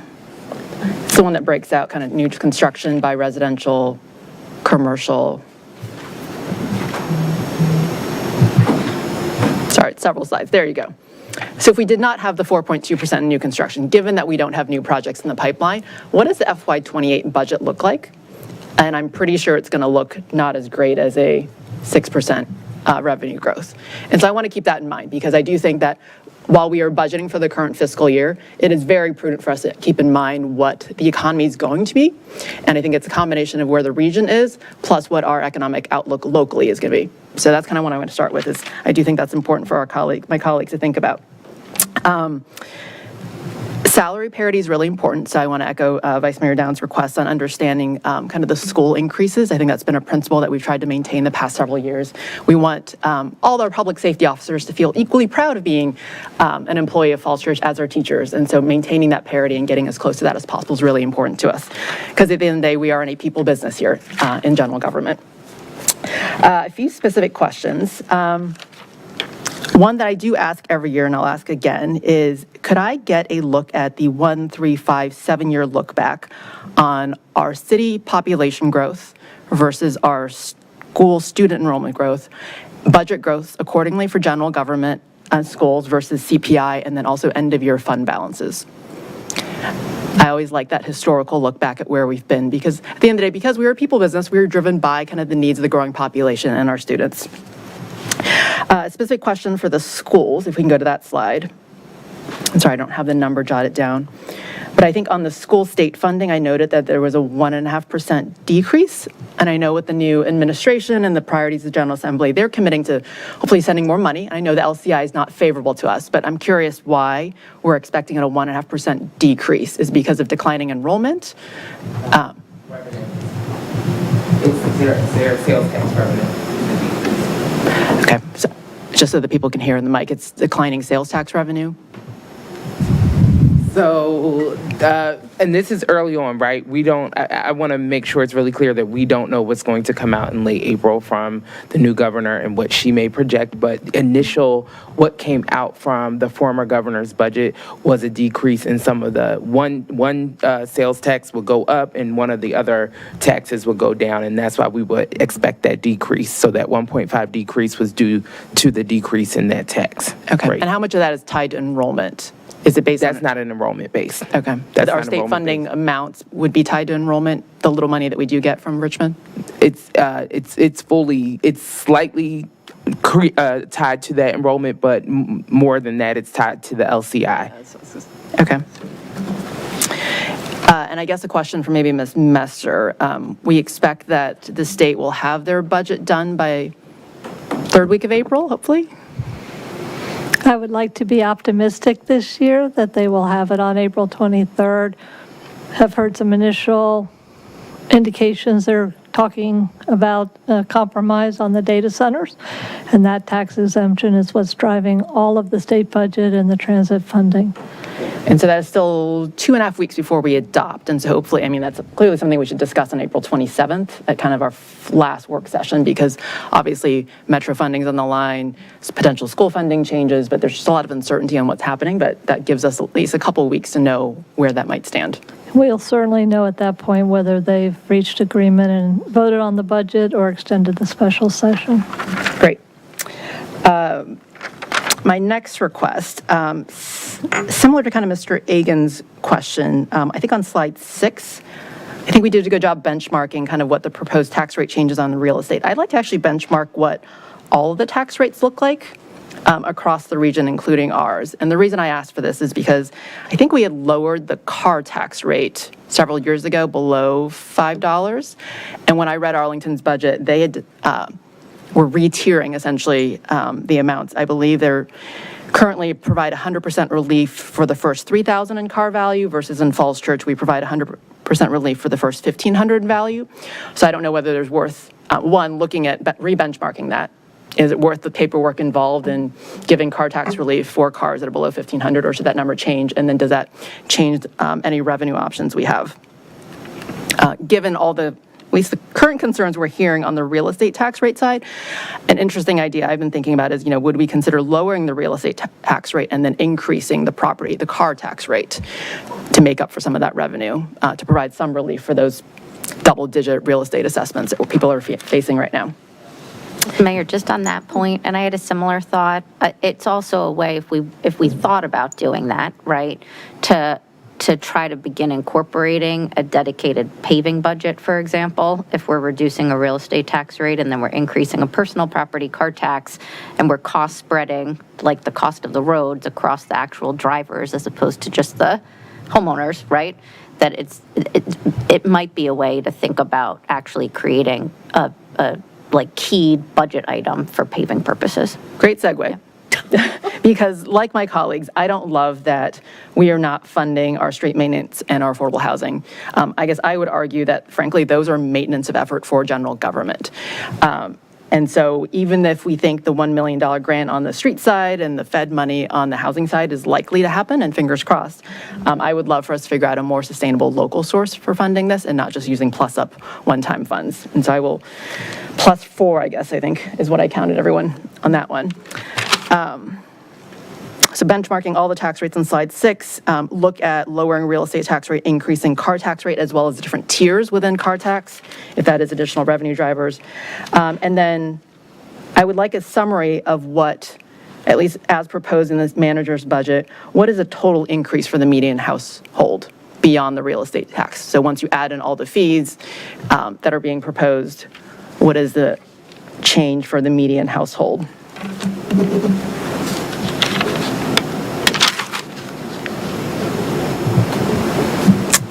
I think that is it. Actually, one more. On slide 14, given kind of, again, like regional uncertainty and the environment economically for all of us, I shared Mr. Snyder's concerns about various wild cards. I think energy prices are one of those. But I'd like to understand how our assumptions around local tax revenues compare to our neighbors. These are quite bullish. I know we've had a lot of growth and we are counting on our local economy to bring us through, but I think it would be prudent for us to look at how these compare to what our neighbors are expecting. For example, sales tax and meals tax of 8% and 5.5% is quite bullish in the environment right now. And so I want us to be eyes wide open on what these assumptions are and whether we are being too aggressive compared to our neighbors. I know we have a lot of faith in our local businesses for helping, but I think it's important for us to look at what the region is facing too. I think that is it. Any final questions or comments? I know that, again, this is the beginning of a 6 to 7 week process for us, so we probably will have more to come, but we appreciate the work and the recommendations from the manager and the requests from the schools as well. So thank you all.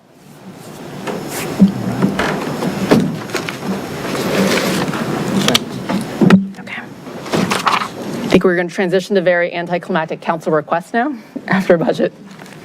We've made a whole bunch of requests during budget, but I feel like we have probably other council requests. Thank you all for joining us tonight.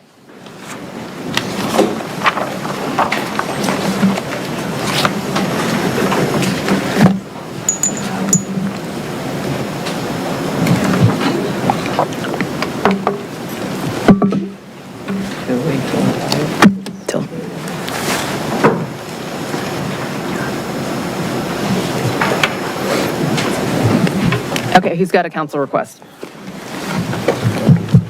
Mr. Reagan? So just real quick, I probably should say that I live on Lincoln and therefore have a personal, but more than a group of 3. I'm just going to say that real quick. But I've noticed construction starting on Lincoln Avenue at Great Falls, and I'm assuming that that is part of the beginning of greening of Lincoln. It's the initial and it's in the right spots, but there's no information out there about, we've started the greening of Lincoln or what that construction is about. And that if it is the beginning of the first phase, it's going to be going on for a while. So I was wondering if that was the beginning of greening of Lincoln, or if that's a different project going on. So I see Andy talking with Amanda. Yeah. And Amanda is racing to the podium. Apologies, I missed the beginning of that. You're talking about the construction at Great Falls in Lincoln. I think it's, so we've issued notice to proceed to the contractor for that greening of Lincoln phase, and I think they're beginning some initial testing and test bits, and I think there'll be another phase and some additional outreach coming out soon. Okay, I think we need to accelerate the outreach because Yep. the work they're doing right now, they are basically closing the intersection, having slow stop flagmen doing it during the day. Yeah, I think there's so some Washington it gas is work that's disruptive. related to our project. We've been talking about it recently, but And it's going to be like that till the project's done, so it's going to be a while. Yep, thanks. The other question I had was, around the city, I've noticed there are some yellow bins that I don't believe the residents have brought in. You know, we delivered them appropriately, and then certain residents have just left them sitting on the curb, and I'm wondering what the plan is with those situations. Amanda, do you want to speak to that? Amanda, you shouldn't have come. I can speak to it generally. Yeah, but the organics bins, I mean, I know that some folks have been reaching out to Lonnie Marchetti, our solid waste coordinator, and we're able to pick up some of those bins, and there's some capacity within the staff to handle that. Did you have a more specific answer? Sorry. So Lonnie's been getting requests in from the public, and anyone who is listening, if you do want to return your bin, you just need to email recycle@fallschurchva.gov, and Lonnie will put that as part of the list. What if they're just grumpy and just leave them sitting there? So by city code, there is a city code provision that says you need to take them in off the street by Thursday. And we enforce that very gently, but it is an issue like in Winter Hill where it's very tight and very congested. The neighbors really want their neighbors to pull their trash bins in. And so we've been working with some of our neighborhoods on that concern. But at any rate, that's the rule. All right, I think this is I more think a case Mr. that they just Egan didn't had a want them. different question, though. Not bringing them in on Thursday, but just they've been delivered and people Yeah, have so left in them. that and instance, they either haven't gotten to it yet, but we will pick them up because they've sent in an email, or they left them out and they haven't sent an email. So the instruction to the public is you should send an email to recycling@fallschurchva.gov so it can get on our list and we will pick it up for you. All right. Others? Other council requests? Ms. Conley? These are follow-ups to council requests that were replied to in the council request memo. One is just about the Harris Teeter. We got a message from a resident there complaining that the delivery trucks from Harris Teeter were coming out and making U-turns in that intersection. And the response was there would be more police enforcement of that. But I think a really easy thing would be to go to Harris Teeter. Yeah, and that's what we do. That's their vendors. So I was not, that's been a problem maybe 2 years ago. I was not aware that was still a current problem. Yeah, I wasn't either until that message So came in. what we do is we follow up the Harris Teeter manager, and that manager contacts the trucking agencies and makes sure they understand the correct route, because part of their VCs is there's a truck route, and they're not to deviate from that. Okay. The Greenway Downs question, just about the construction at the corner there of George Mason and Seton. I just feel like there needs to be a little more supervision about how they secure that site at night, because it still has some big gaps where it's sort of plastic fencing and big holes, and it's just kind of there, and we haven't seen those people working on a regular basis, but when they do work, it gets bigger and bigger and bigger. So if you would just, whoever is supervising them, just go over there and supervise them a little more. And at the traffic circle at Maple and Annandale, that construction today, I just want to point out that they were restringing the traffic light, and there's a huge amount of damage to the covers on the traffic light, and that wasn't there yesterday, but it was dangling down really low today. So as they were doing the construction, so I just want to make sure that that is not, that if that ends up as it's a broken traffic light at this point. But I guess it's going to go away because it's a traffic circle coming. And then on the fields, I'm hoping that we could have some kind of connection between the school social workers and the HHS staff, because I'm starting to get questions about what's going to happen with the fields, and the school social workers are getting questions, and we just need to connect them to make sure that the community members know what's going to happen and they can get the right answers from school employees as well as HHS employees. Thank you. There are council requests. I had a few. I know we got some comments about the yellow cards, but have those kind of slowed down? Are people happy to have them now, or do we adjusting visually to the additions? Yeah, I believe so. And I do want to thank Lonnie Marchetti for her hard work on this. She's very responsive and has worked very hard on this rollout. I'm not aware of, we had some of the initial questions, but I think we are addressing those, and I think it's going well. Okay. We talked briefly about this in the budget, but I think it's a current fiscal year issue, is the pothole repair. Do we have enough money in the current budget to do all the pothole repairs? Because they're growing like overnight. We do. And people should feel free to report them in, but we do have a good log of them, and we will be addressing them over the course of the spring. Yeah, the one on North Maple that Mr. Snyder cited kind of just grew like last week. And then the ones near the State Theater have deteriorated. So the ones that were small are now much bigger. And so if we could just continue the public messaging, because some of them are actually quite dangerous, I think, at this point. Relatedly, the corner of Broad and Washington is getting all torn up, the brick sidewalks. I don't know whether it's utility work, but it's quite disruptive because it's a high ped area. And I would say the pedestrian detours are not great. I ran through there earlier today. And then I think Ms. Connolly asked about this in the past, but what is the status of the Greenway Downs traffic calming? Because it seems to have stalled. Nothing's really happening. So, Amanda, do you have an update on that? Thank you for joining us.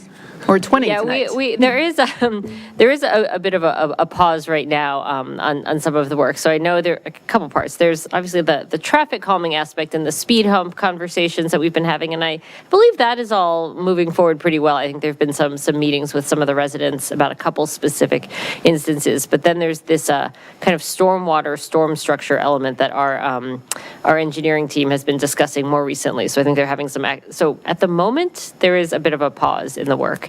I think an update was just made on the website, and it's something we're really actively working on because the project is under construction, and so we are, looking to answer a few of these kind of stormwater questions, and then get the project going again.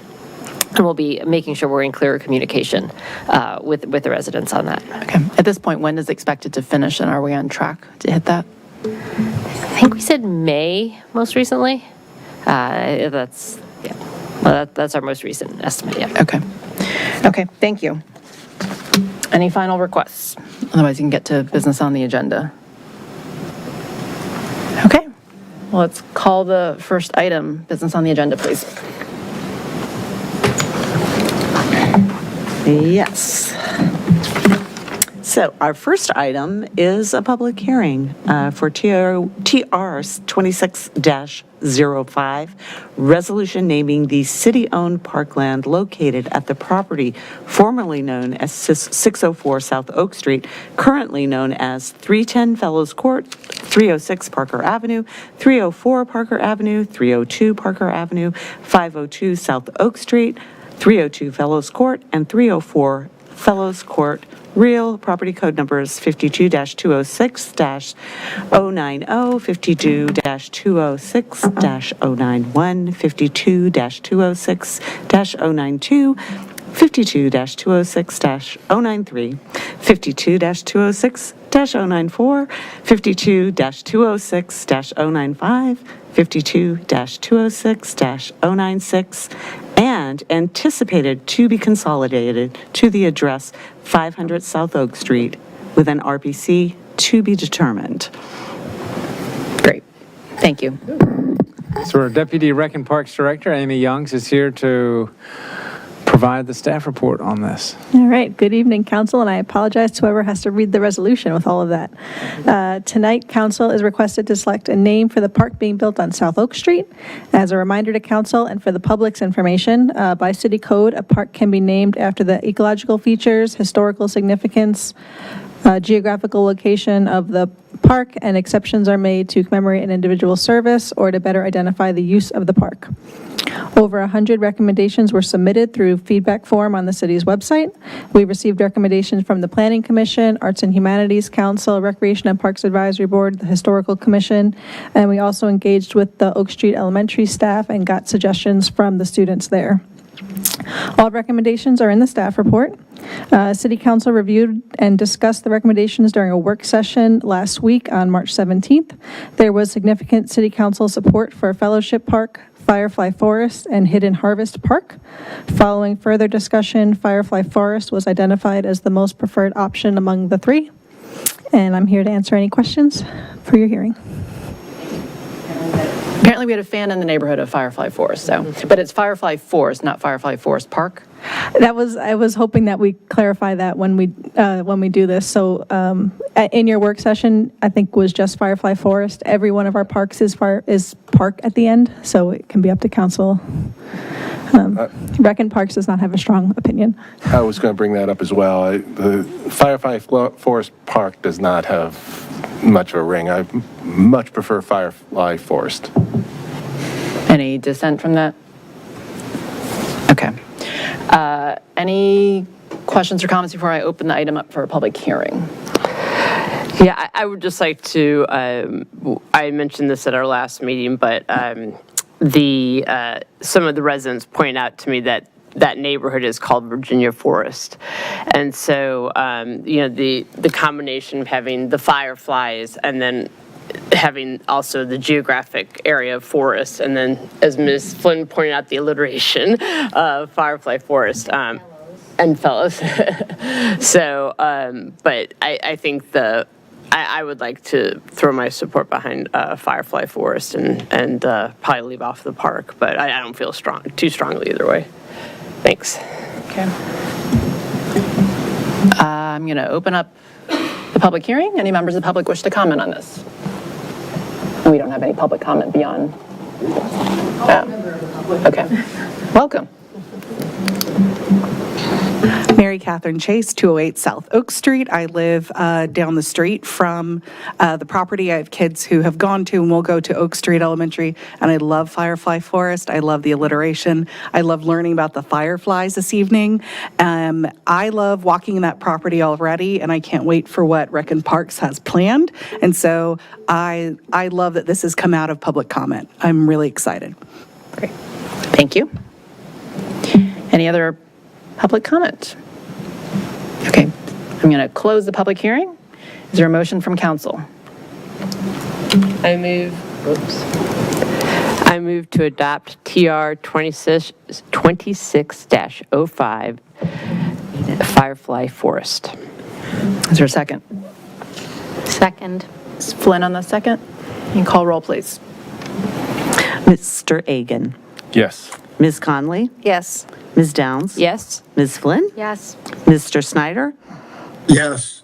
Ms. Underhill. Yes. And Mayor Hardy. Yes. Motion carries 7-0. Thank you, council. Congrats. We look forward to the groundbreaking. Thank you very much. And you did a terrific job leading this whole Thank you. initiative. Great job. Can we do the groundbreaking after dark when the fireflies are out? In June, right? I think I made this comment during one of the earlier work sessions, but I feel like this is like the third or fourth park we've named in the past several years, which I do think is an important kind of investment in open and recreation space for the community. So nice job to all of council and to staff for bringing those opportunities forward. Can we get to the next item, please? Yes, we have TR 26-12, resolution authorizing participation in Virginia Opioid Abatement Authority Cooperative Partnership Agreement for cooperative applications. So, Council, this is, the City Council's already appropriated $10,000 of opioid settlement dollars for opioid addiction prevention and assistance. What this would allow us to do is to enter into a cooperative partnership regionally so that $10,000 would be pooled. The city would get benefits from that partnership, but we'd also be able to kind of amplify our efforts to help this part of our community through this regional partnership. I'd be happy to answer any questions about it. The dollar amount that's at stake is $10,000 that came out of the opioid settlement. Okay. Any questions? I think we already briefly talked about it in work session last week and didn't have any. Okay, is there a motion then? I move to adopt TR 26-12. Is there a second? Is Agan on the second? Can you call roll, please? Mr. Agan? Yes. Ms. Conley? Yes. Ms. Downs? Yes. Ms. Flynn? Yes. Mr. Snyder? Yes. Ms. Underhill? Yes. Mayor Hardy? Yes. Motion carries 7-0. Thank you. And we have nothing on consent tonight, but we do have two other items under other business. First, Yes, the first is a conflict waiver for the city attorney's dual representation of the City of Falls Church and the Economic Development Authority concerning Virginia Village. Thank you, Mayor, members of council. As you know, the city is embarking on a project at the Virginia Village subdivision, and that property has land owned by our Economic Development Authority. The city manager is presenting, just after I speak, an agreement between the city and the EDA concerning each party's obligations for that project, and that is before council tonight. It's been the practice of the city to have the city attorney represent both the city council and the Economic Development Authority. That's been the case and it's been successful. The interests of those two bodies are typically have been aligned. But this project will be last for 1.5 to 2 years, and certainly the interests of the city and the EDA are currently aligned, but there's always the possibility that those interests could diverge during the course of the project. So as the city attorney, I'm obligated ethically to let you know about that potential for conflict and to let you know that you have the option to waive that conflict so that I can represent both the city and the EDA. And further, if an actual conflict should arise, you have the option at that time to withdraw your consent to this waiver of dual representation. So the form is part of the staff report. It's called Disclosure and Waiver of Potential Conflict of Interest. And the motion before you tonight would have you approve that and authorize the city manager to sign on the city council's behalf. Thank you. Okay. Any final questions or comments on this one? If not, I'll take a motion. I move to approve the waiver of potential conflict of interest as attached to the March 23rd, 2026 staff report, and to authorize the city manager to sign such waiver on behalf of the city council. Is there a second? Second. You can call roll, please. Mr. Agan? Yes. Ms. Conley? Yes. Ms. Downs? Yes. Ms. Flynn? Yes. Mr. Snyder? Yes. Ms. Underhill? Yes. Mayor Hardy? Yes. Motion carries 7-0. Thank you. Okay, let's call the next one. Yes, the next item is memorandum of agreement between the City of Falls Church and the Falls Church Economic Development Authority for the management of Virginia Village properties. Thank you, Council. The City Council has reviewed a term sheet, and so I want to just update the City Council on a couple of the key terms. I know this was discussed at work session last week, and so stop me if you don't want this much detail, but I think there are some important things just for everybody to understand about the relationship between the city and the EDA with respect to the Virginia Village properties. So first of all, currently there are 9 properties that are titled to the EDA. 8 of those are currently being leased out as affordable housing. And ultimately, the idea is to have these properties be sold or transferred to another partner who also will preserve them as affordable housing and who may in the future redevelop the properties for affordable housing and possibly for other uses. That's the visioning process that we're engaged in right now with the community to determine what the long-term disposition of these properties will be. So I'd like to sort of draw council's attention to section 3 of the agreement at line 125, where it talks about the terms that govern the management of the properties. And in this relationship, the EDA holds title to the properties, but the city dedicates staff to administer a contract for property management services to operate and manage the properties so that they're safe, well-maintained, and committed affordable housing. Also, the city, through its staff, will set rental rates for these properties in conformance with the city's affordable dwelling unit policy. The city also can use its relocation policy, which we've had for decades. In effect, what we're updating right now, if in the future tenants need to be relocated either for maintenance activities or potentially in the future for the redevelopment of the property. So those are some of the key sort of day-to-day nuts and bolts management issues that are addressed in this agreement. And then in section 4 at line 41, it discusses the financial management. And so all rent proceeds are deposited into an account that is under the name of the EDA. It's referred to as the Virginia Village Rental Fund. And those funds are supervised by the city finance director and subject to all the laws and policies of the city and Commonwealth for public funds. And that's really important for transparency as we go forward. The agreement lays out how the rental fund can be used. So first and foremost, maintenance and repair of the properties. Second, potentially used for acquisition of additional Virginia Village properties. It's generally grant funds that are going for that purpose, but rent could be used to augment those grants. Potentially, if there's debt on the properties in the future, there is none now, the rent could be used to offset that debt.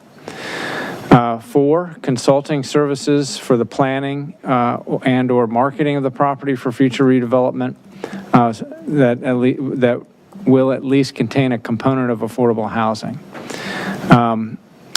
Those are some of the key things. It goes to list a few others, but that's how the rent funds are being used now, and that's how the agreement governs it. Section D, under financial management, does allow, if you will recall, the EDA still has $475,000 invested in the Virginia Village properties. So the EDA is allowed to use the rental proceeds to earn a return on its investment. And that ROI is defined as CPI plus 1%. So they get 100 basis points above CPI.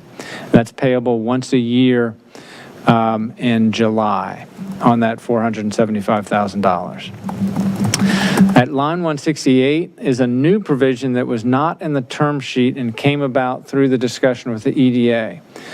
And so the EDA wanted to get its money back and have the agreement sort of lay out 2 different cases. So one is if the city council were to essentially walk away from the affordability component of the project and say, we're just going to market these properties, get max value that we can, then the EDA gets its $475 back plus profit. And so profit equals the fair market value of the property minus the $950,000 they put in to purchase 302 Shirley. So that's a market sale scenario. The other more likely scenario is if it's sold, leased, or transferred as part of an affordable housing effort.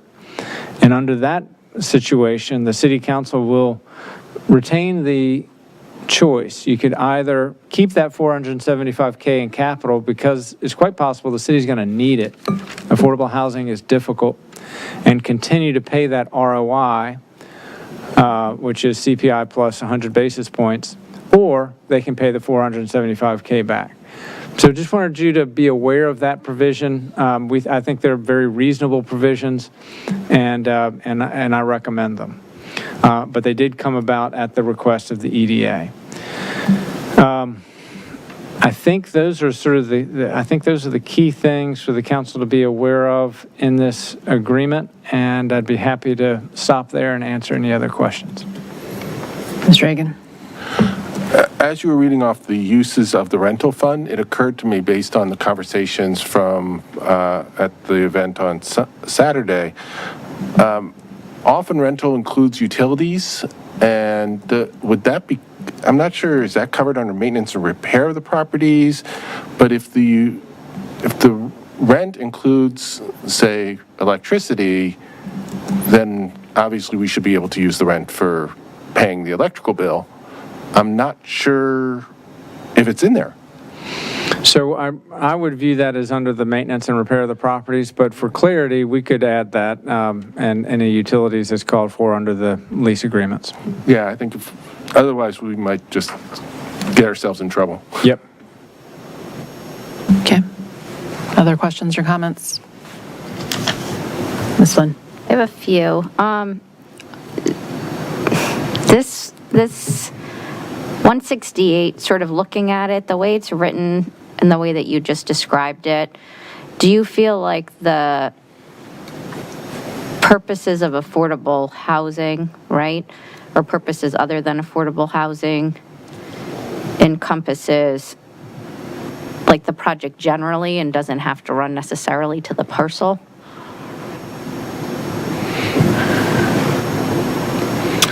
So it is specific to 302 Shirley, and so it is possible that some of the properties would be sold in order to allow to generate capital so that other properties can be redeveloped as affordable housing. That's a possible scenario. I would view that as encompassing an affordable housing situation. Well, I mean, I know you do, but I'm saying it's like essentially a contract, right? And people in the future are going to be looking at this in terms of the language. And so I just wonder if it should be more clearly memorialized that the parcel, even if the parcel could be used for the purposes of affordable housing, even if there isn't affordable housing on the specific parcel. Does that make sense? I follow you. It was just you're saying it out loud now that, like, it clicked in my brain and or that my brain, did something to it, processed it, I guess, is what would be a good thing to describe it as. And so I just want to be clear. I mean, maybe we're comfortable with the language, but since we're being so specific about 302 Shirley, and I don't have the map in front of me to remember exactly where 302 Shirley is, but since we kind of are talking about the Virginia Village parcels as a collection as opposed to specific parcels, I just want to be clear that the purposes of affordable housing run to the collection and not necessarily the specific parcel. If it's part of the overall purposes of affordable housing as to the quadplexes we own. So I'll just, without getting too bogged down on this, so this did not, when it was first discussed with the EDA, it did not reference 302 Shirley. It was the collective.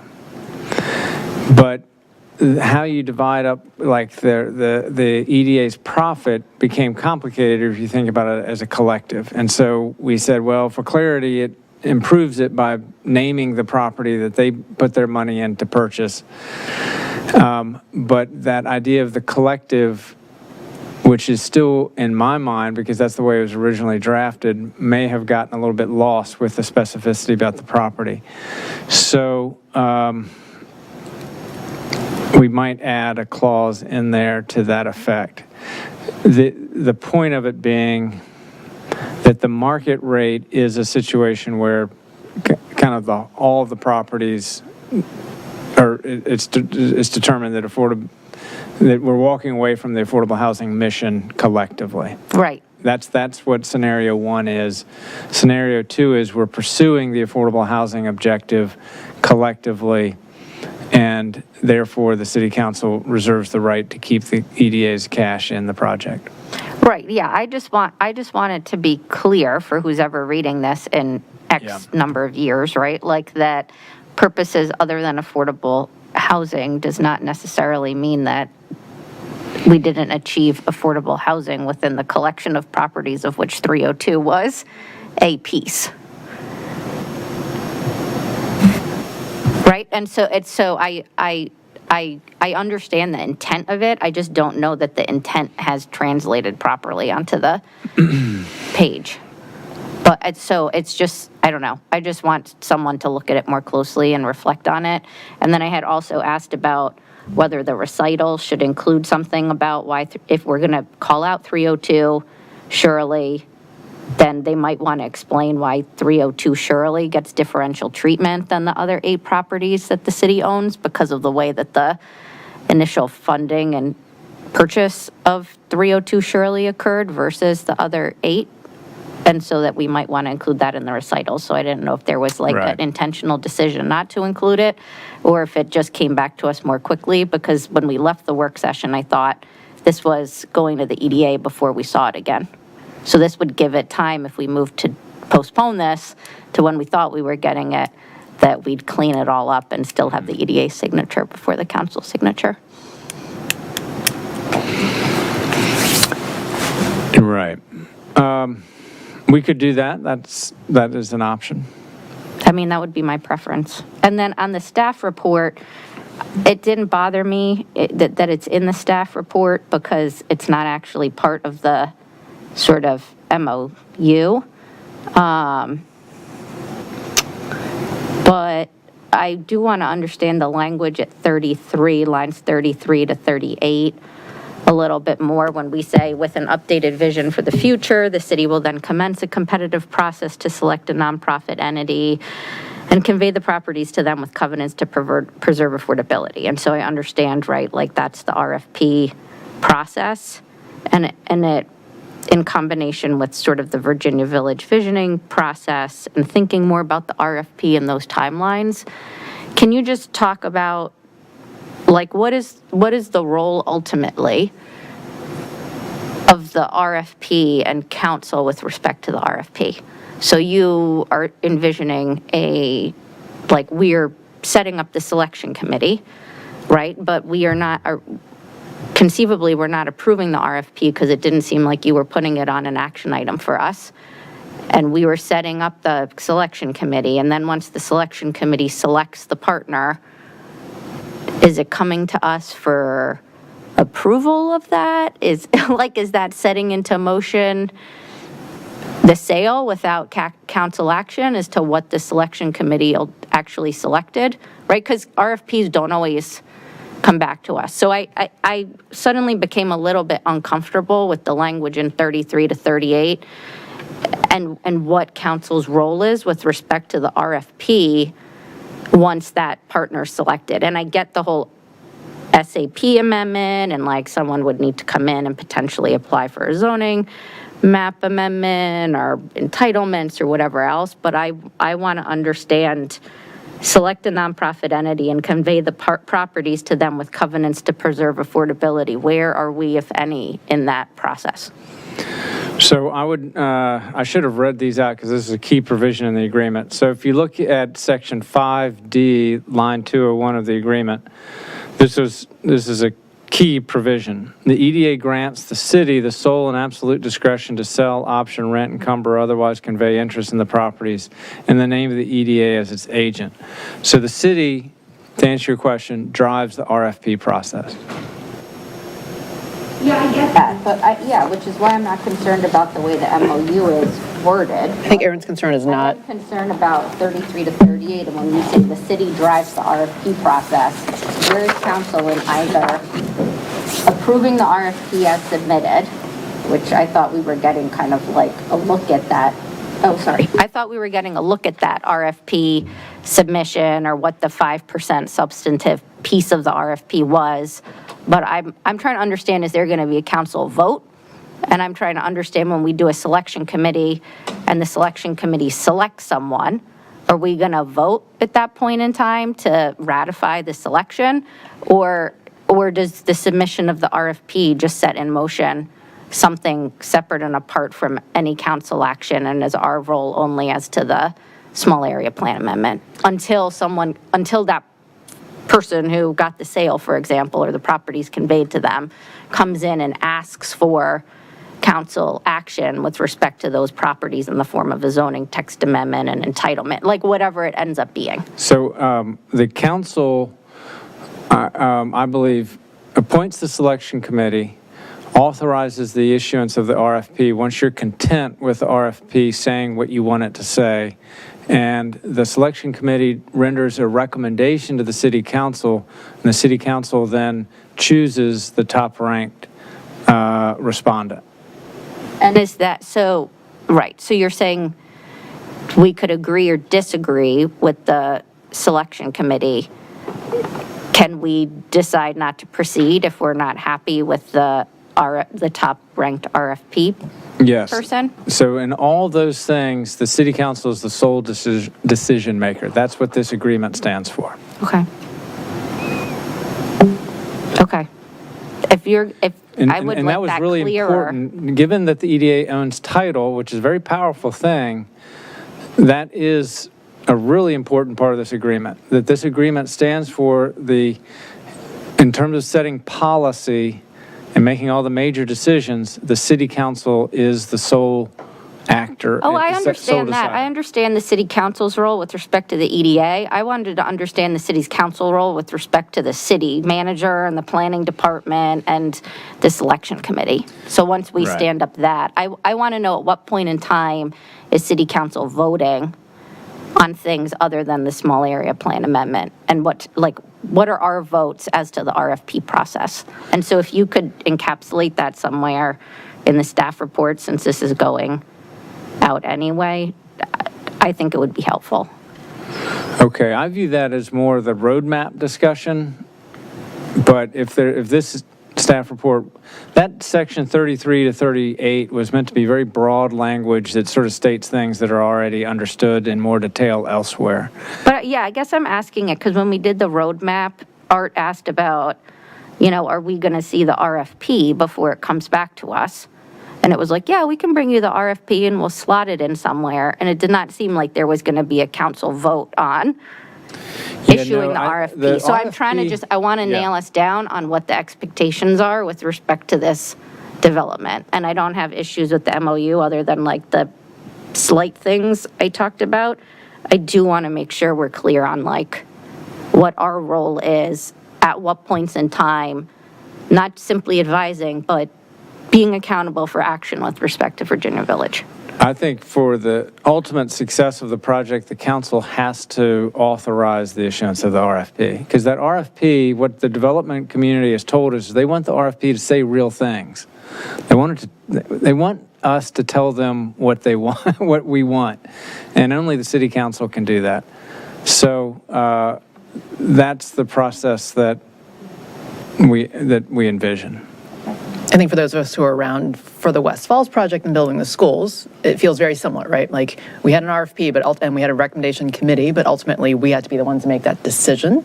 So this feels similar. And similar, the drafting of the RFP for West Falls, which is in my mind, like that process is in my mind when we think about this process, that developing the RFP was a big deal. We had lots of input on that, and ultimately the city council made the key decisions in what that RFP said. I did want to go back to kind of Aaron's original concern. Can we go back to that section about, the collective versus 302 Shirley? So I think the scenario I want to guard against, and looking to staff to see whether we are accounting for that in lines 170 through 182 is, let's say 302 Shirley is part of the collective, is a market rate, the parcel turns into market rate housing that helps fund the broader affordable housing initiative that happens on Virginia Village. Would the EDA expect scenario 1 or scenario 2? So I would like them and everybody to expect that that is scenario 2. And I think there's language that needs to be added to make that clear. And I think it would be something like, in the event the city council directs the sale, ground lease, or transfer of 302 Shirley Street for purposes related to the preservation of or expansion of affordable housing, comma, and a market sale where the sale proceeds are used to subsidize affordable housing in the Virginia Village area constitutes an affordable housing sale.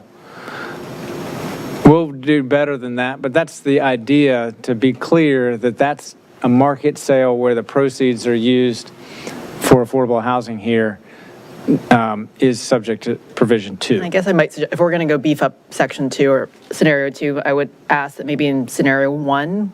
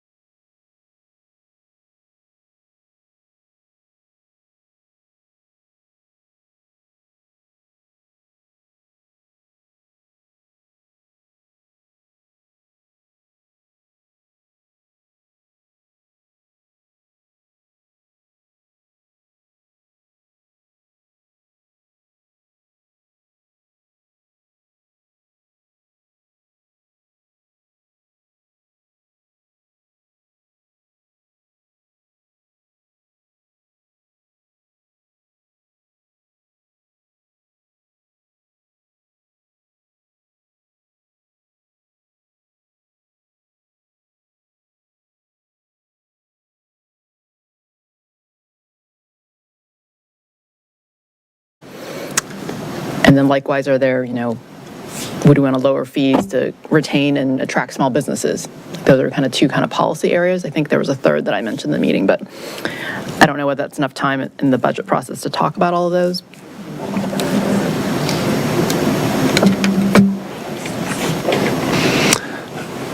We can certainly try. Okay. Yeah. Aaron?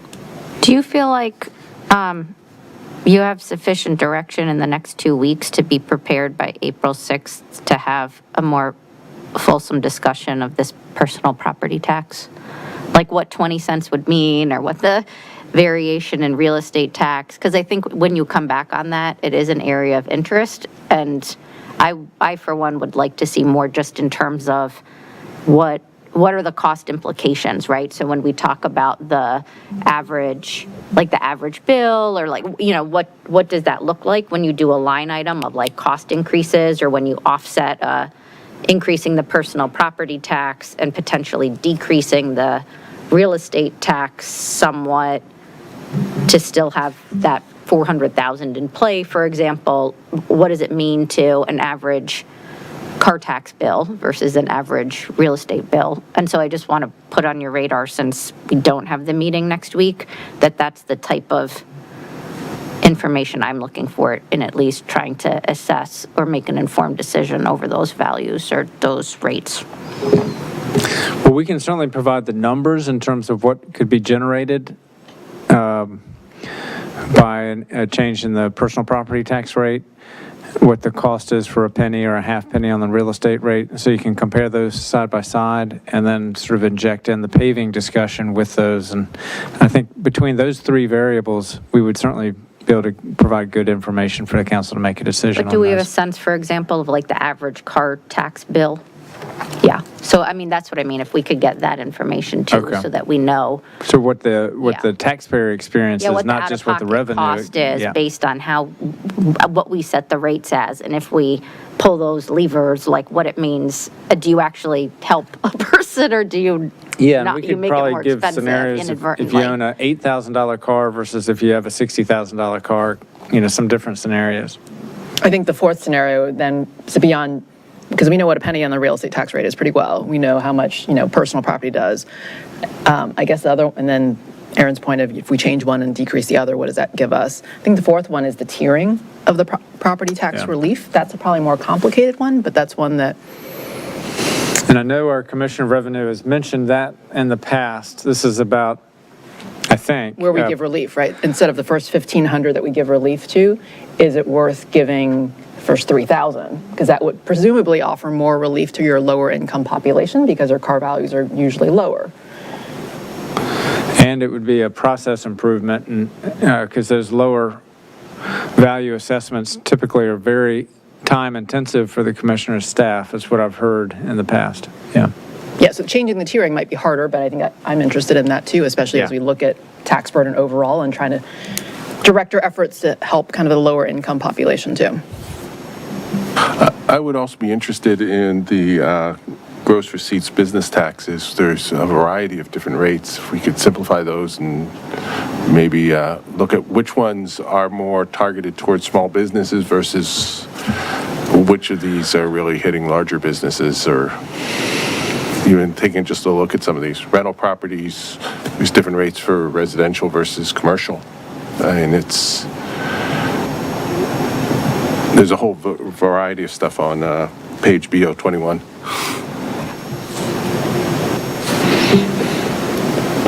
I think I just made Tom go into.